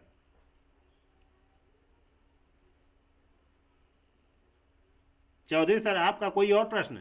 ठीक है। जी और कोई दूसरा प्रश्न तो नहीं है फिलहाल। जी हम लोग काम को आगे बढ़ाने का प्रयास कर रहे हैं। हाँ, अभी आपको मैं बता ही दिया कि आउट ऑफ स्टेशन थे, यानी अपने प्रदेश में नहीं थे। अब मैं आ गया हूँ, इस पर कार्य करूँगा, कार्य को विस्तार दूंगा। धन्यवाद सभी को। धन्यवाद सर, कोई दिक्कत नहीं। आप दूर रहने के बावजूद भी, चूंकि अधिकतम आपने एक पॉइंट किया कि कोशिश हमेशा यही कीजिए, जैसे केवल स्थानीय इकाई का आप फिजिकल मीटिंग कीजिए, और राष्ट्रीय, प्रदेश, जिला, हर एक जो है कि कोशिश कीजिए। ब्लॉक स्तर भी है तो उसको भी ऑनलाइन ही करने का प्रयास कीजिए। उससे क्या है कि थोड़ा खर्च का कम होगा, और खर्च कम गिरेगा सभी लोगों का। आराम से सभी लोग घर रहते हुए, घर पे खाना खाते पीते आराम से मीटिंग कर सकेंगे। तो इस पे प्रयास कीजिए। धन्यवाद। अब हम जो है कि हमारी छोटी बहन अनीता जयपुरिया जौनपुरिया लिखी हुई है, तो बॉम्बे से है।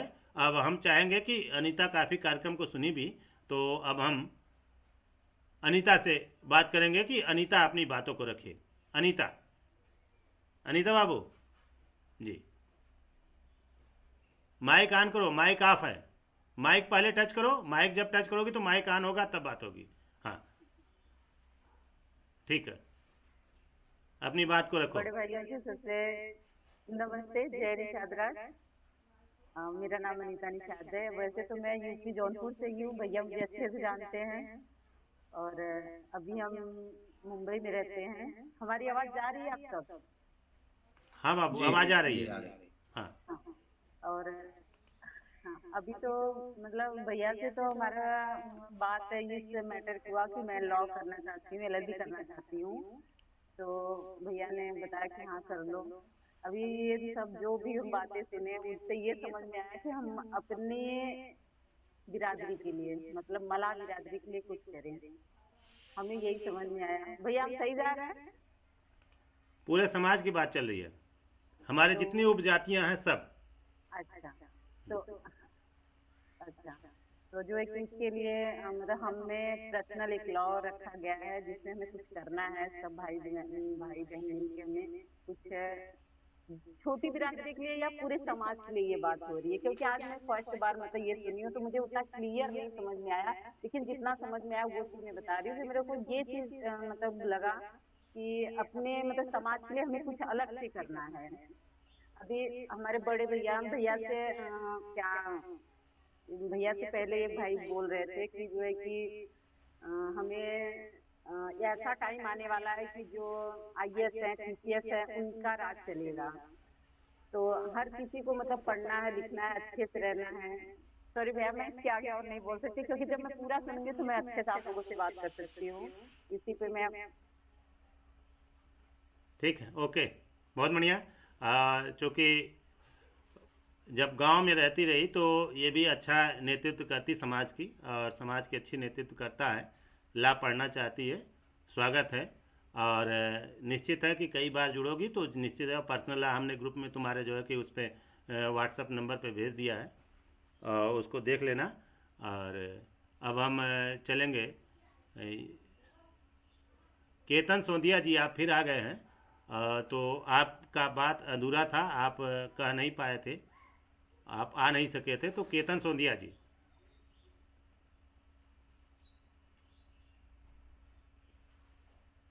केतन सोंधिया जी, आप रमेश चंद्र वर्मा आईडी से कोई साथी जुड़े हुए हैं जी? रमेश चंद्र वर्मा जी। हाँ जी जी, आप अपनी बात रखिए सर। आगे जुड़ा हूँ। जी हेलो, हाँ बोलिए। मैं आगे जुड़ा हूँ। हाँ तो अपना परिचय दे दीजिए सर, परिचय के साथ बताइए जो आपके समझ में आया हो। मैं रमेश चंद्र वर्मा। हाँ, मैं रमेश चंद्र वर्मा, जिला धार, मध्य प्रदेश से बोल रहा हूँ, इंदौर संभाग। जी हेलो, जी जी बोलिए। मेरे भतीजे, जैसे मैं ये लिंक में जो लिखा हुआ आता है, ये तो हमेशा पढ़ता हूँ, हमेशा वो करता हूँ, लेकिन मेरे को खोलते करते याद नहीं थी। आज मेरा भतीजा जुड़ा हुआ है अलीराजपुर से, जिला अलीराजपुर, प्रॉपर अलीराजपुर से। उसने फोन किया कि काका जी, मतलब ये अपने समाज का ये आ रहा है, तो आप देखो क्या। तो फिर मैंने बच्चों से खुलवाया, मैंने कहा बेटा इसको कैसे खोलते बताओ। तो आज से ही मैं जुड़ना चालू हुआ हूँ।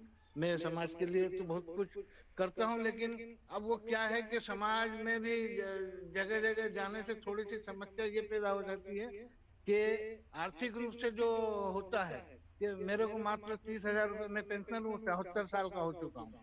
30,000 रुपये पेंशन मिलती है, तो जहाँ भी जाते हैं तो पहले तो मतलब मैं सर्विस में था, तो सब लोग आर्थिक सहायता देता रहता था जहाँ भी जाता था।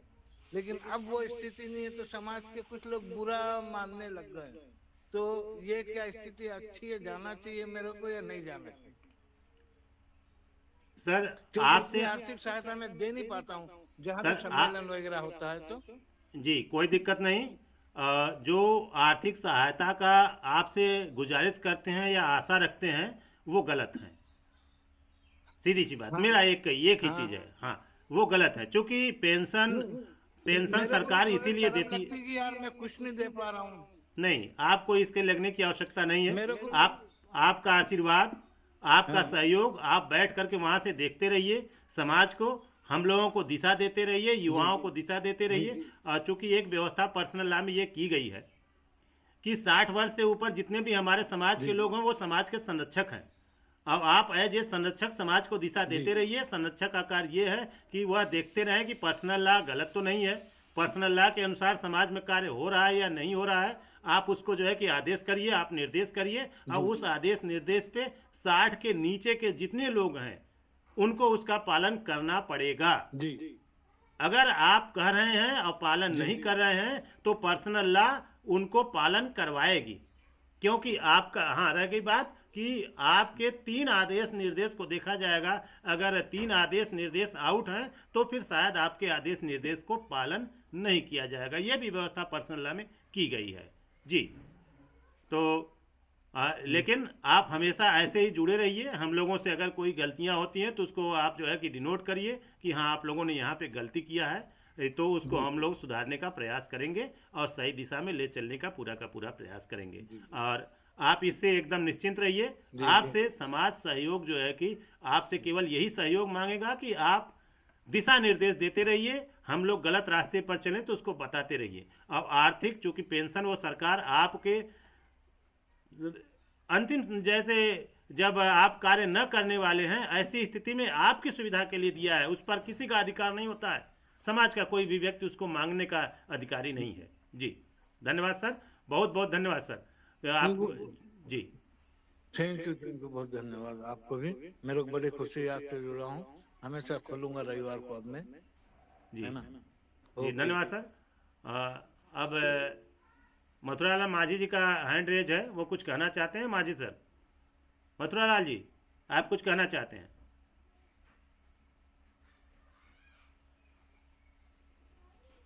जी मथुरालाल जी, चलिए। केतन सोंधिया बाबू, आप आए नहीं अभी तक, हैंड भी रेज नहीं किए।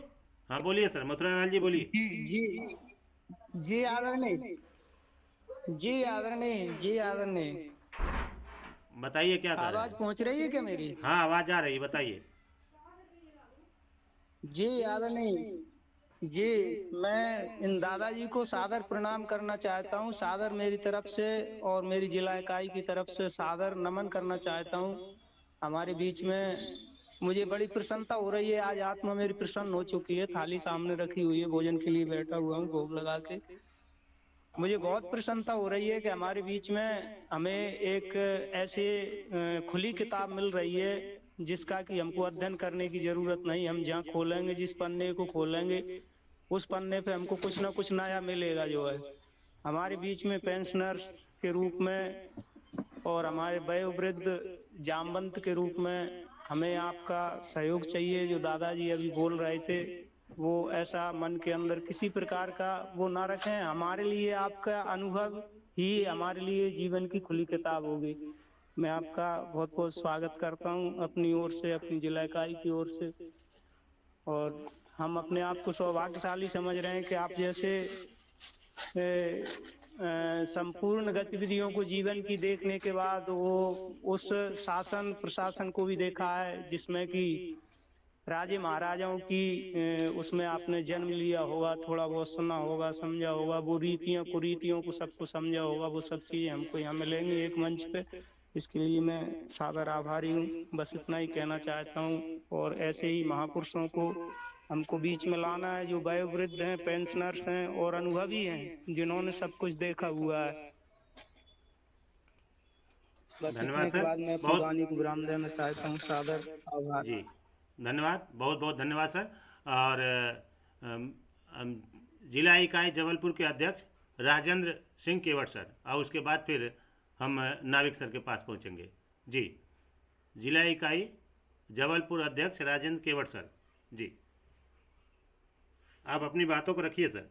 राजेंद्र सर।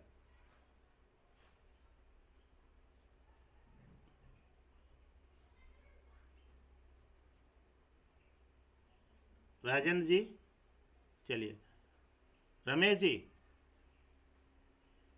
रमेश जी, प्रबंधक निषाद समाज गुजरात से, बोलिए। आप अपनी बातों को रखिए। रमेश जी। जी सर, सबको नमस्कार। हेलो, हाँ, बोलिए। नमस्कार। आवाज़ कम आ रही है, थोड़ा आवाज माइक आ रही और है सर नज़दीक। मेरा? बोलिए। जी आदरणीय नमस्कार। बोलिए बोलें बोलें। जी सर, आज आप लोगों को ये हर बात को सुनते हुए हमें बहुत ही अच्छा लगा कि यह ला और भूपेंद्र सर का सबसे ही अच्छा लगता है कि जो है वो संविधान और ला के विषय में बहुत विस्तार रूप से समझाते हैं और बताते हैं। और बार बार वो आए और हमेशा जो है वो बताएं हर चीज को, और निषाद समाज को आगे ले जाने में वो सहयोग करें। और जितने भी हमारे पदाधिकारी या जो है समाज के वरिष्ठ लोग हैं वो सहयोग करें, जिससे समाज आगे सुधरे, शिक्षित हो। और हमारे नागर जी शिक्षा को लेकर जो है एक महाविद्यालय की नींव रखना चाह रहे हैं, उसमें आप लोग सहयोग करें। और सर जो है अब इससे आगे हम कुछ नहीं कह सकते क्योंकि हम नहीं ज़्यादा बोल पाते हैं, इसलिए क्षमा चाहते हैं। धन्यवाद। प्रबंधक जी, ये आपको जानकारी होनी चाहिए, जबलपुर इकाई हमसे भी आगे है। जबलपुर इकाई ने वो यूनिवर्सिटी की बात की है और वो यूनिवर्सिटी की तैयारी में हैं। वो लोग इस पर चर्चा कर रहे हैं। सभी साथियों को भी ये जानकारी हो जाए कि जबलपुर इकाई वो स्वयं यूनिवर्सिटी बनवाने की ओर है। और मेरा प्रस्ताव था तो वो उस पर जो है कि तैयार थे। अब उस पर आगे की कार्रवाई वो बैठकर उस पर रणनीति तय होगी और उसमें पूरे समाज की आवश्यकता होगी। और जौनपुर जिले की जो डिग्री कॉलेज की बात चल रही है वो जिला इकाई की बात है, उसमें हमारा कोई रोल नहीं है, हम केवल उसमें प्रस्तावक हैं। जी, धन्यवाद। अब हम राजेंद्र सर, आप अगर आ गए हों तो हैंड रेज करें, अन्यथा फिर हम नाविक सर के पास पहुँचे। चलिए, हमें लगता है राजेंद्र जी कहीं व्यस्त हैं। नाविक सर, नाविक सर, आज जो मीटिंग को जो है कि आगे बढ़ाइए और फिर उसके बाद समापन की ओर ले चलिए। जी, धन्यवाद सर। नाविक सर। जी, धन्यवाद नागर साहब। और यहाँ पर उपस्थित सभी साथियों का हार्दिक स्वागत, और नए साथी और पत्रकार साथी पुष्प सिंह जी हैं जो मंडला से, उनका बहुत स्वागत। ये नए साथी में हमें एक तीव्र नज़र रखने वाले साथी मिले हैं, बहुत खुशी की बात है, क्योंकि जैसा आपने बोला कि अगर पत्रकार इस शासन व्यवस्था के चौथे स्तंभ हैं, वो समाज की कुरीतियाँ या परेशानियाँ या शासन की गलतियों को बताते रहते हैं, सबके बीच में लाते हैं, जिससे उनका करेक्शन होता है। जो करेक्शन अपने आप को करना है, उनको इंगित करते हैं कि आप यहाँ मिस्टेक कर रहे हैं, करेक्ट कीजिए। तो उम्मीद करते हैं कि सभी बिंदुओं के साथ साथ हमारे अगर इसमें निषाद समाज पर्सनल लॉ में कोई एडिशन, अल्ट्रेशन या संशोधन की बात है तो उसको भी जरूर बताएंगे और साथ मिलेगा, जैसा ने आश्वासन दिया।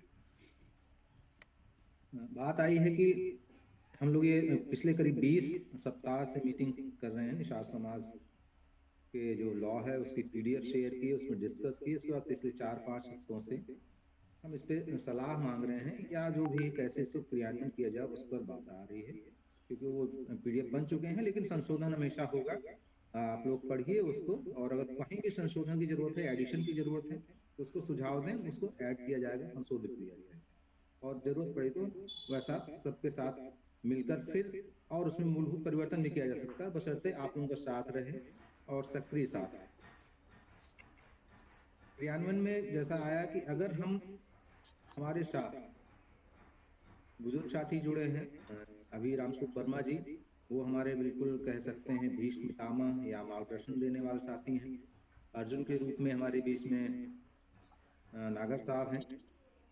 कृष्ण कह लें, हम भूपेंद्र सर को कहेंगे, बाकी हम सब साथ जो भी कहें कि लड़ाई करने के लिए तैयार हैं, रथ में निकल कर आगे बैठ रहे हैं, चल रहे हैं, जितनी क्षमता है उसके अनुसार पूरा समाज के लिए काम करेंगे। हमें अभी और जरूरत है युवाओं की। हमारे बीच में अगर युवा जुड़ जाते हैं तो हमारी शक्ति और बढ़ेगी, क्योंकि जैसा सभी लोग देखते हैं और जानते हैं इस फैक्ट को कि इस देश में युवाओं की संख्या करीब 35% है, और वही अमूमन हमारे समाज की भी संख्या होगी। लेकिन हमारा समाज का युवा जो है अभी इन सब चीज़ों में, समाज हित की बातों में थोड़ा सा इंटरेस्ट कम ले रहा है, किसी अन्य क्षेत्रों में इंटरेस्ट ले रहा है। उसको हम कैसे जागरूक करें, उसको हम कैसे अपने बीच में लाएं, वो बहुत ज़रूरत है। और उसको हम कैसे अपने बातों के अनुरूप अपने मुद्दों को उसको समझा पाए, इसकी बहुत ज़रूरत है।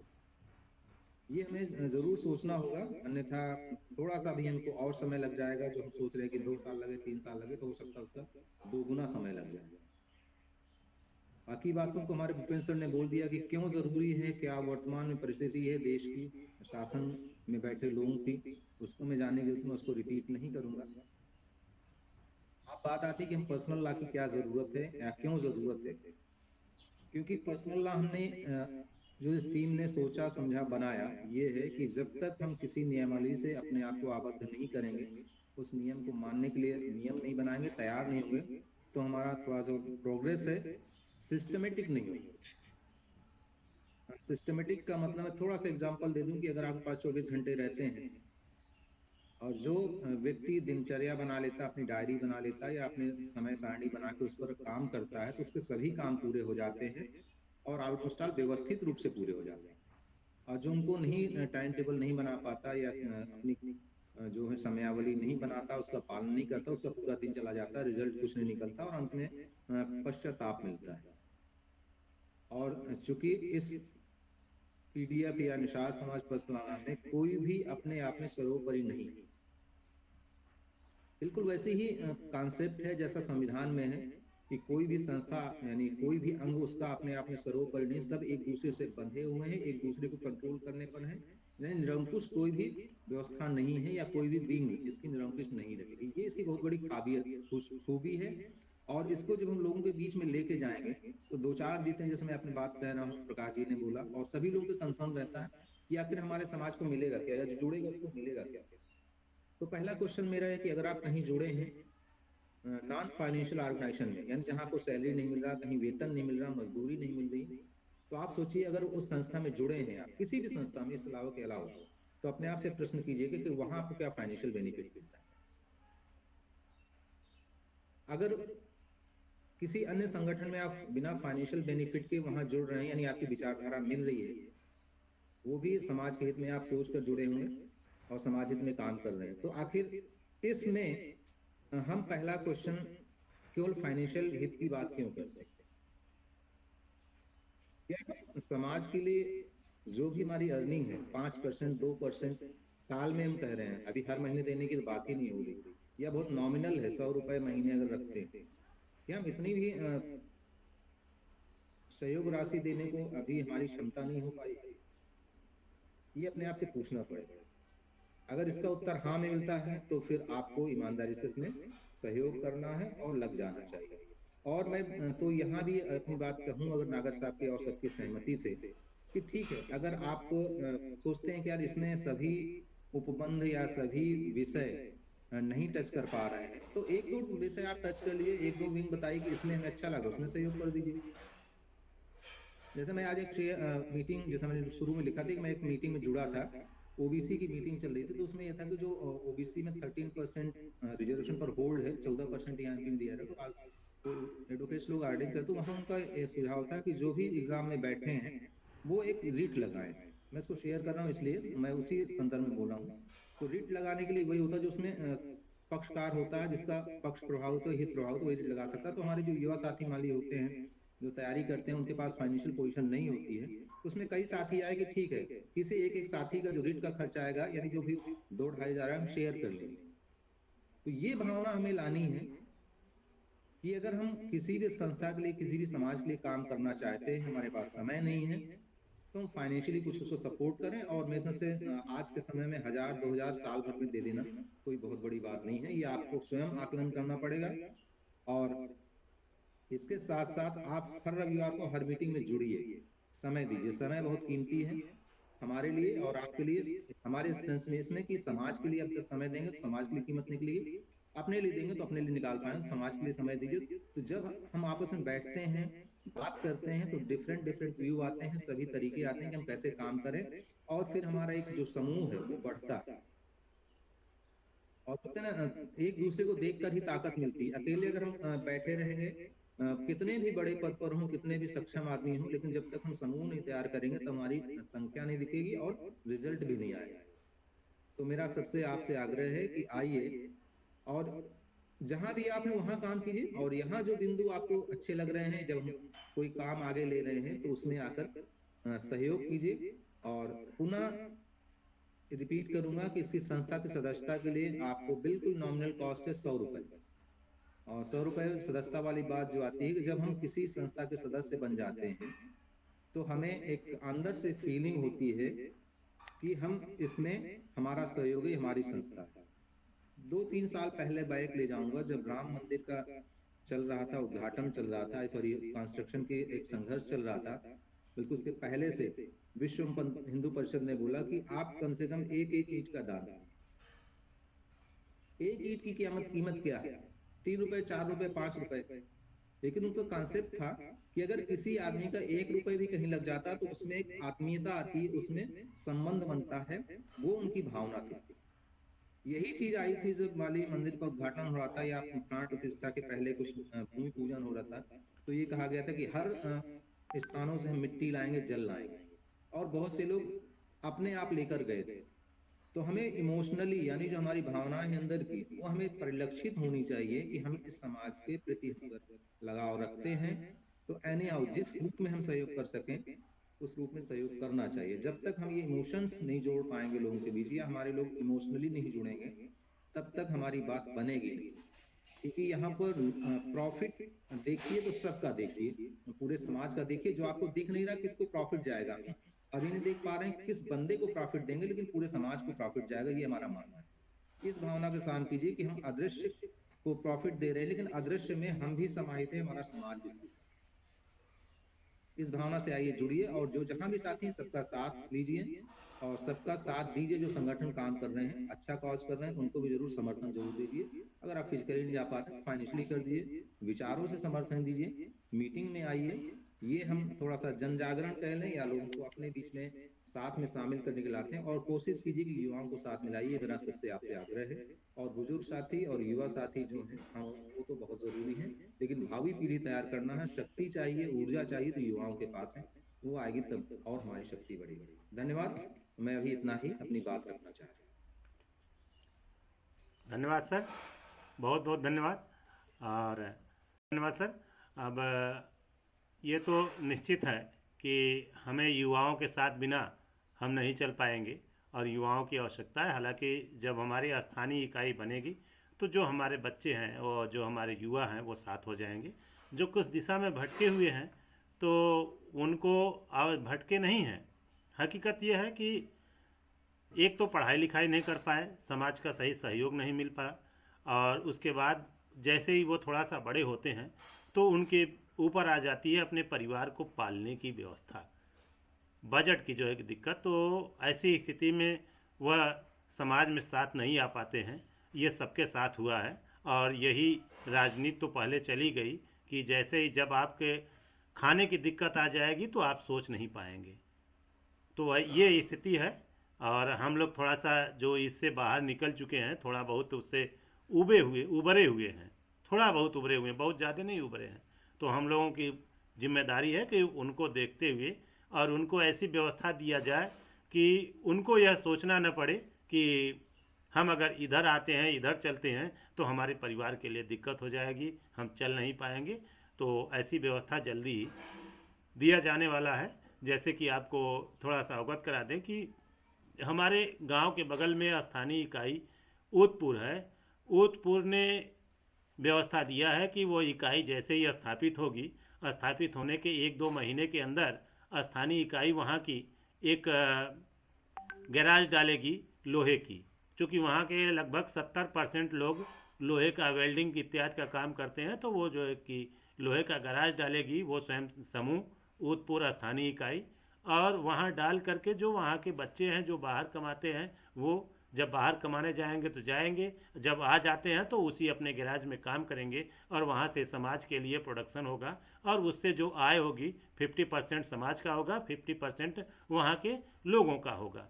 तो ऐसा प्रस्ताव वहाँ लोगों ने दिया है, और इस पर लोग सहमत भी हैं, और जल्दी ही उस पर कार्य भी हो सकता है, जनवरी से शुरू हो जाए।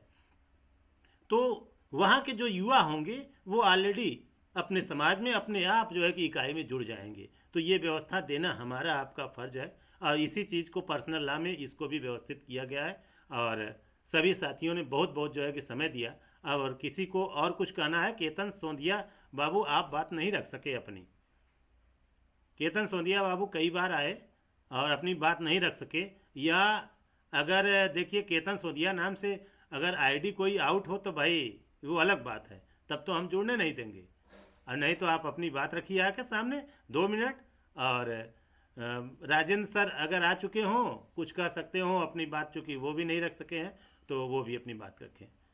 केतन सोंधिया बाबू जी, माइक ऑन है, बोलिए। जय निषाद सर सबको। जय निषाद बोलिए। जय सबको जय निषाद जी। वंदे मातरम जी, वंदे मातरम जी। ये बोले सर क्या क्या कि हम अभी अपने खेत में पानी लगा रहे थे, आप 2 बात आपने मतलब हमको पुकारा, पर हमने क्या पानी लगा रहे थे खेत में, इसलिए आपको मीटिंग में दे रहे थे। चलिए, स्वागत है, अच्छी बात है, काम करते हुए आप जुड़े हुए हैं, बहुत बहुत धन्यवाद जी। बहुत बहुत स्वागत है कि आप काम करते हुए जुड़े हुए हैं। इससे बड़ा हम लोगों के लिए गर्व की बात कुछ नहीं होगी। बहुत बहुत धन्यवाद। चूँकि आपने आकर कह तो दिए, तो वो हमारे रिकॉर्ड में भी रहेगा कि आप कार्य करते हुए जुड़े रहे। बहुत बहुत, और लोगों के लिए यह जो है कि बहुत बड़ा एक समझ लीजिए कि मिलेगा पॉइंट कि हाँ देखिए वो कार्य करते हुए भी जुड़े रहे। चलिए बहुत बहुत धन्यवाद। आप पानी भरिए, पानी लगाइए खेत में। धन्यवाद। राजेंद्र सिंह केवट सर जी।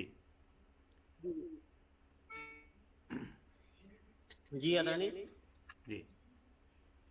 साथियों को मेरा सादर जय निषाद राज, नमन, वंदे मातरम। साथियों, आप सभी ने जो यहाँ रुचि दिखा करके अपना अमूल्य समय देते हुए और इसे अपने ला के लिए चिंतन कर रहे हैं, बहुत ही सराहनीय कदम है। और मेरा ऐसा मानना है साथियों कि यदि हम स्वयं स्वावलंबी बनेंगे तो जो हम अपने हक अधिकार की बात करते हैं ये हमें मांगने की आवश्यकता नहीं पड़ेगी, क्योंकि जब हम स्वयं जिम्मेदार हो जाते हैं तो हम खुद इतने सक्षम हो जाते हैं कि हम किसी के सामने गिड़गिड़ाने वाले व्यक्ति नहीं होते हैं। अगर इसका उदाहरण देखना है साथियों तो आप देख रहे हैं, एक आपने कभी सरदार समाज को यानी सिख समाज को कभी किसी के सामने गिड़गिड़ाते हुए आंदोलन करते हुए देखा है क्या? आज हमारा ये संविधान जो चल रहा है उसके हक अधिकार के लिए कभी किसी सिख ने अपना एक सामाजिक आंदोलन छेड़ा है क्या? इसी प्रकार से हम देखें जैन समाज ने क्या कोई ऐसा आंदोलन छेड़ा है जो कि उन्हें संविधान के तहत अपने हक अधिकार की लड़ाई लड़नी पड़े? वहीं हम देखें यदि ब्राह्मण समाज की भी तरफ, तो वहाँ वो भी अपने हक अधिकार को लेकर के कहीं अपने आंदोलन छेड़ते हुए नजर नहीं आए। चाहे इसी और हम वैश्य समाज को भी अगर दृष्टिगत रखें उन पे भी ऐसा बहुत कम देखने को मिलेगा, और ऐसे ही क्षत्रिय समाज की ओर भी अगर हम नजर डालें तो उनका भी ऐसा कोई आंदोलन के लिए कोई ऐसा मुहिम वो लोग नहीं छिड़ रहे हैं कि वो अपने हक अधिकारों के लिए बहुत बड़ा भारत में जन आंदोलन छिड़ा हो।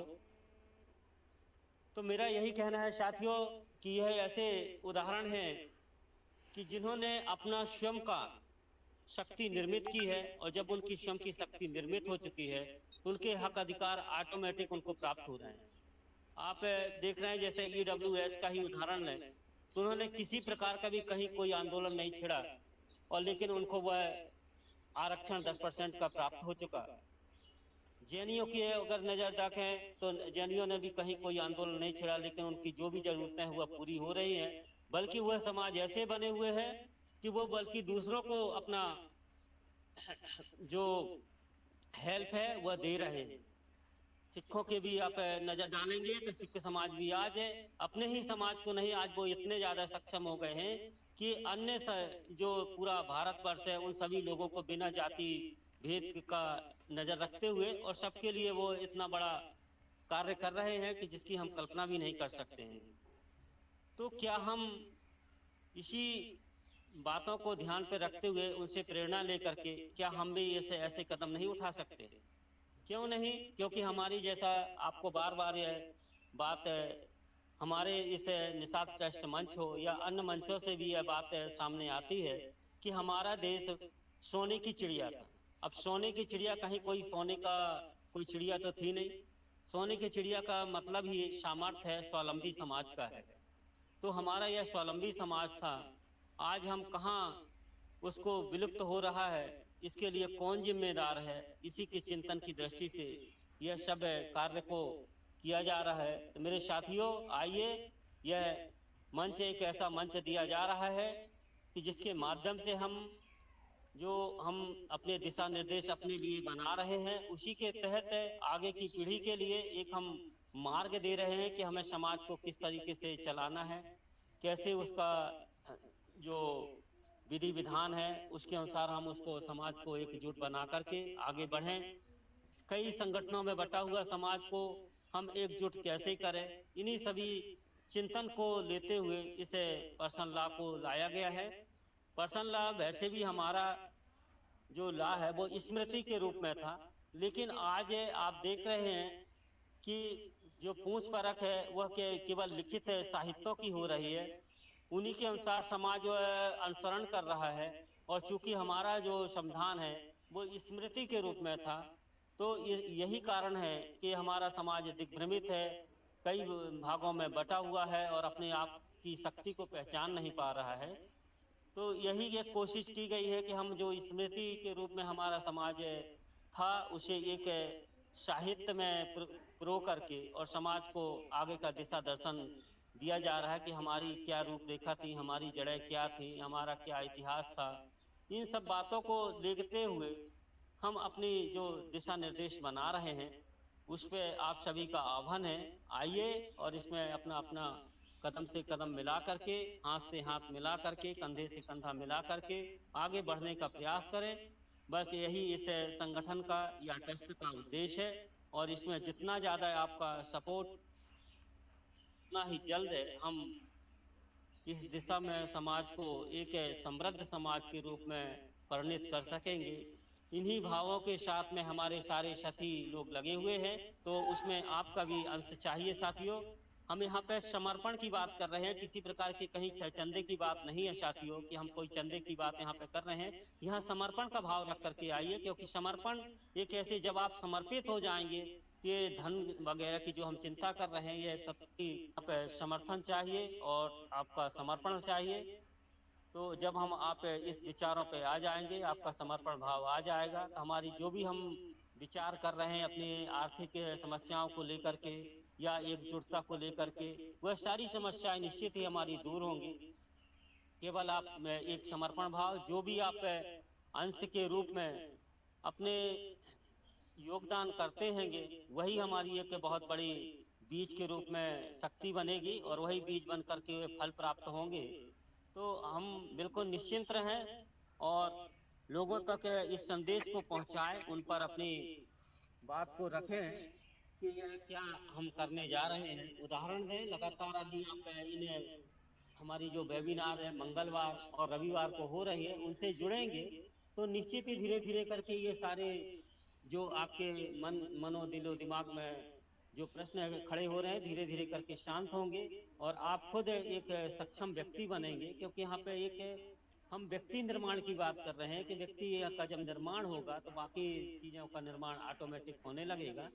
तो ऐसा भाव रख करके साथियों आइए और इसमें कदम से कदम मिला करके अपन, चाहे वो विचारों से हो सकता है, धन से हो सकता है, मन से हो सकता है, आपका समय को लेकर के हो सकता है कि हम जिस क्षेत्र में हम जो कार्य कर रहे हैं, बस हमें वहीं पे इंगित करना है कि मैं एक डॉक्टर पेशा से हूँ, तो ठीक है, आप डॉक्टर पेशा से हैं तो डॉक्टर की ही दृष्टि से आप समाज को क्या प्रदान कर सकते हैं और अपने जो भी डॉक्टर हैं उनको एकजुट करके ऐसी कौन सी योजना बना सकते हैं जो कि हमारे समाज के लिए लाभान्वित हो। यदि वकील है तो वकील की दृष्टि से आप क्या कर सकते हैं, ये किसान है तो किसान की दृष्टि से क्या कर सकते हैं, मजदूर है तो मजदूर की दृष्टि से क्या कर सकते हैं। बस हमें यही मंथन करना है और यहीं से हमारे रास्ता खुलेंगे।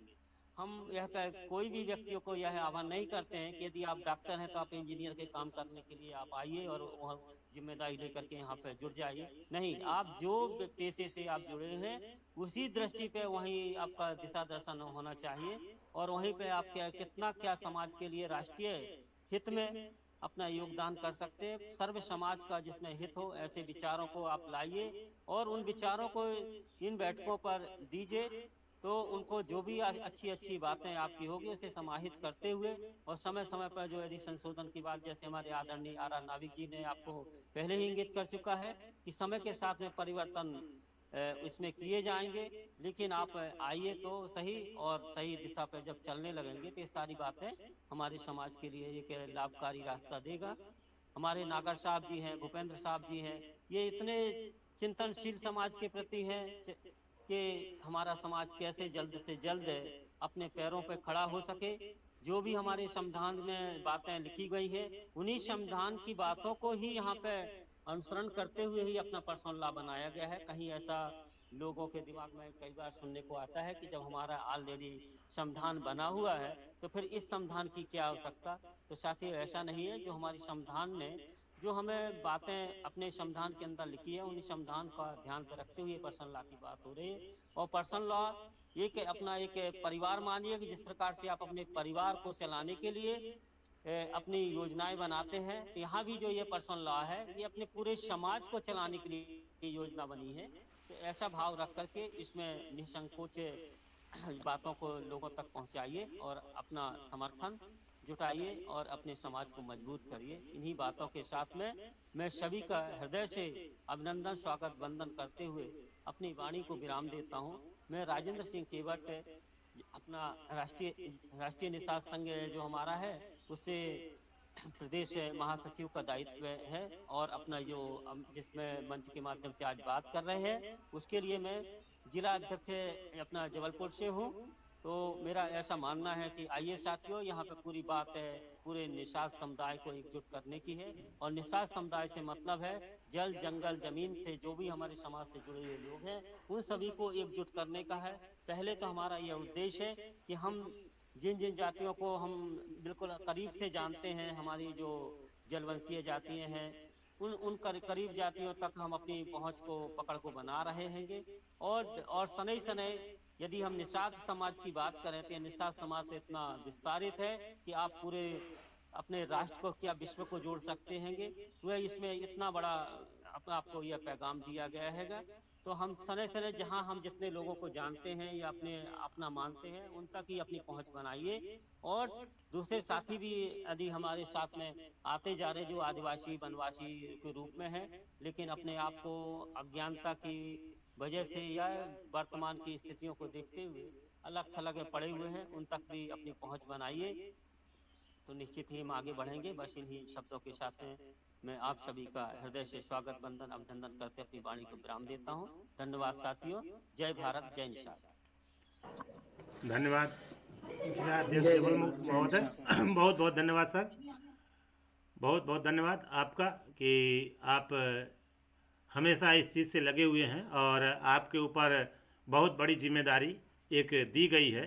वह बहुत बड़ी जिम्मेदारी ये है कि जबलपुर निषाद समाज ट्रस्ट अपना जो है कि केंद्रीय कार्यालय जबलपुर में ही बनाने का सोच रहा है और विचार रखा है, क्योंकि यह भारत का पूरा केंद्र है और केंद्र की जिम्मेदारी भी आपने लिया है। और सबसे पहले आपने ही अपनी इकाई का गठन किया है इस पर्सनल लॉ के अनुसार, और अभी और भी कोई इकाई नहीं गठित हुई है। इसके लिए आप बहुत बहुत धन्यवाद के पात्र हैं। और आपके यहाँ यह पहले से ही प्रस्तावित है कि एक यूनिवर्सिटी हमारे समाज के लिए हो, जैसा कि यूनिवर्सिटी बनाने के लिए सरकार ने व्यवस्था दे दिया है कि व्यक्तिगत यूनिवर्सिटी बनाई जा सकती है, प्राइवेट यूनिवर्सिटी। तो निषाद समाज की पर्सनल प्राइवेट यूनिवर्सिटी बनाने का जबलपुर में आपने जो है कि पहले भी आश्वासन दिया है और हम लोग उस पर पूरा का पूरा प्रयास करेंगे कि पूरे देश से वो व्यवस्था दी जाए आपको और आप उसको जो है कि बनाने में आगे सक्षम हों। धन्यवाद, बहुत बहुत धन्यवाद सभी साथियों का। और अगर इजाज़त हो तो समय बहुत हम लोगों ने दिया है, अब आज की मीटिंग यही समाप्त की जाए। फिर हम लोग अगले मीटिंग में अगले रविवार और फिर परसों मंगलवार को जुड़ते हैं। मंगलवार को 7:15 बजे शाम को, और फिर रविवार को अगले रविवार को अपनी समस्याओं और समाज की अन्य गतिविधियों को और अपने विचारों को लेकर के कि कैसे हम समाज को आगे बढ़ाएं। धन्यवाद। और किसी को कुछ कहना हो तो बताएं सर, अन्यथा फिर मीटिंग को यहीं समाप्त की जाए। जी,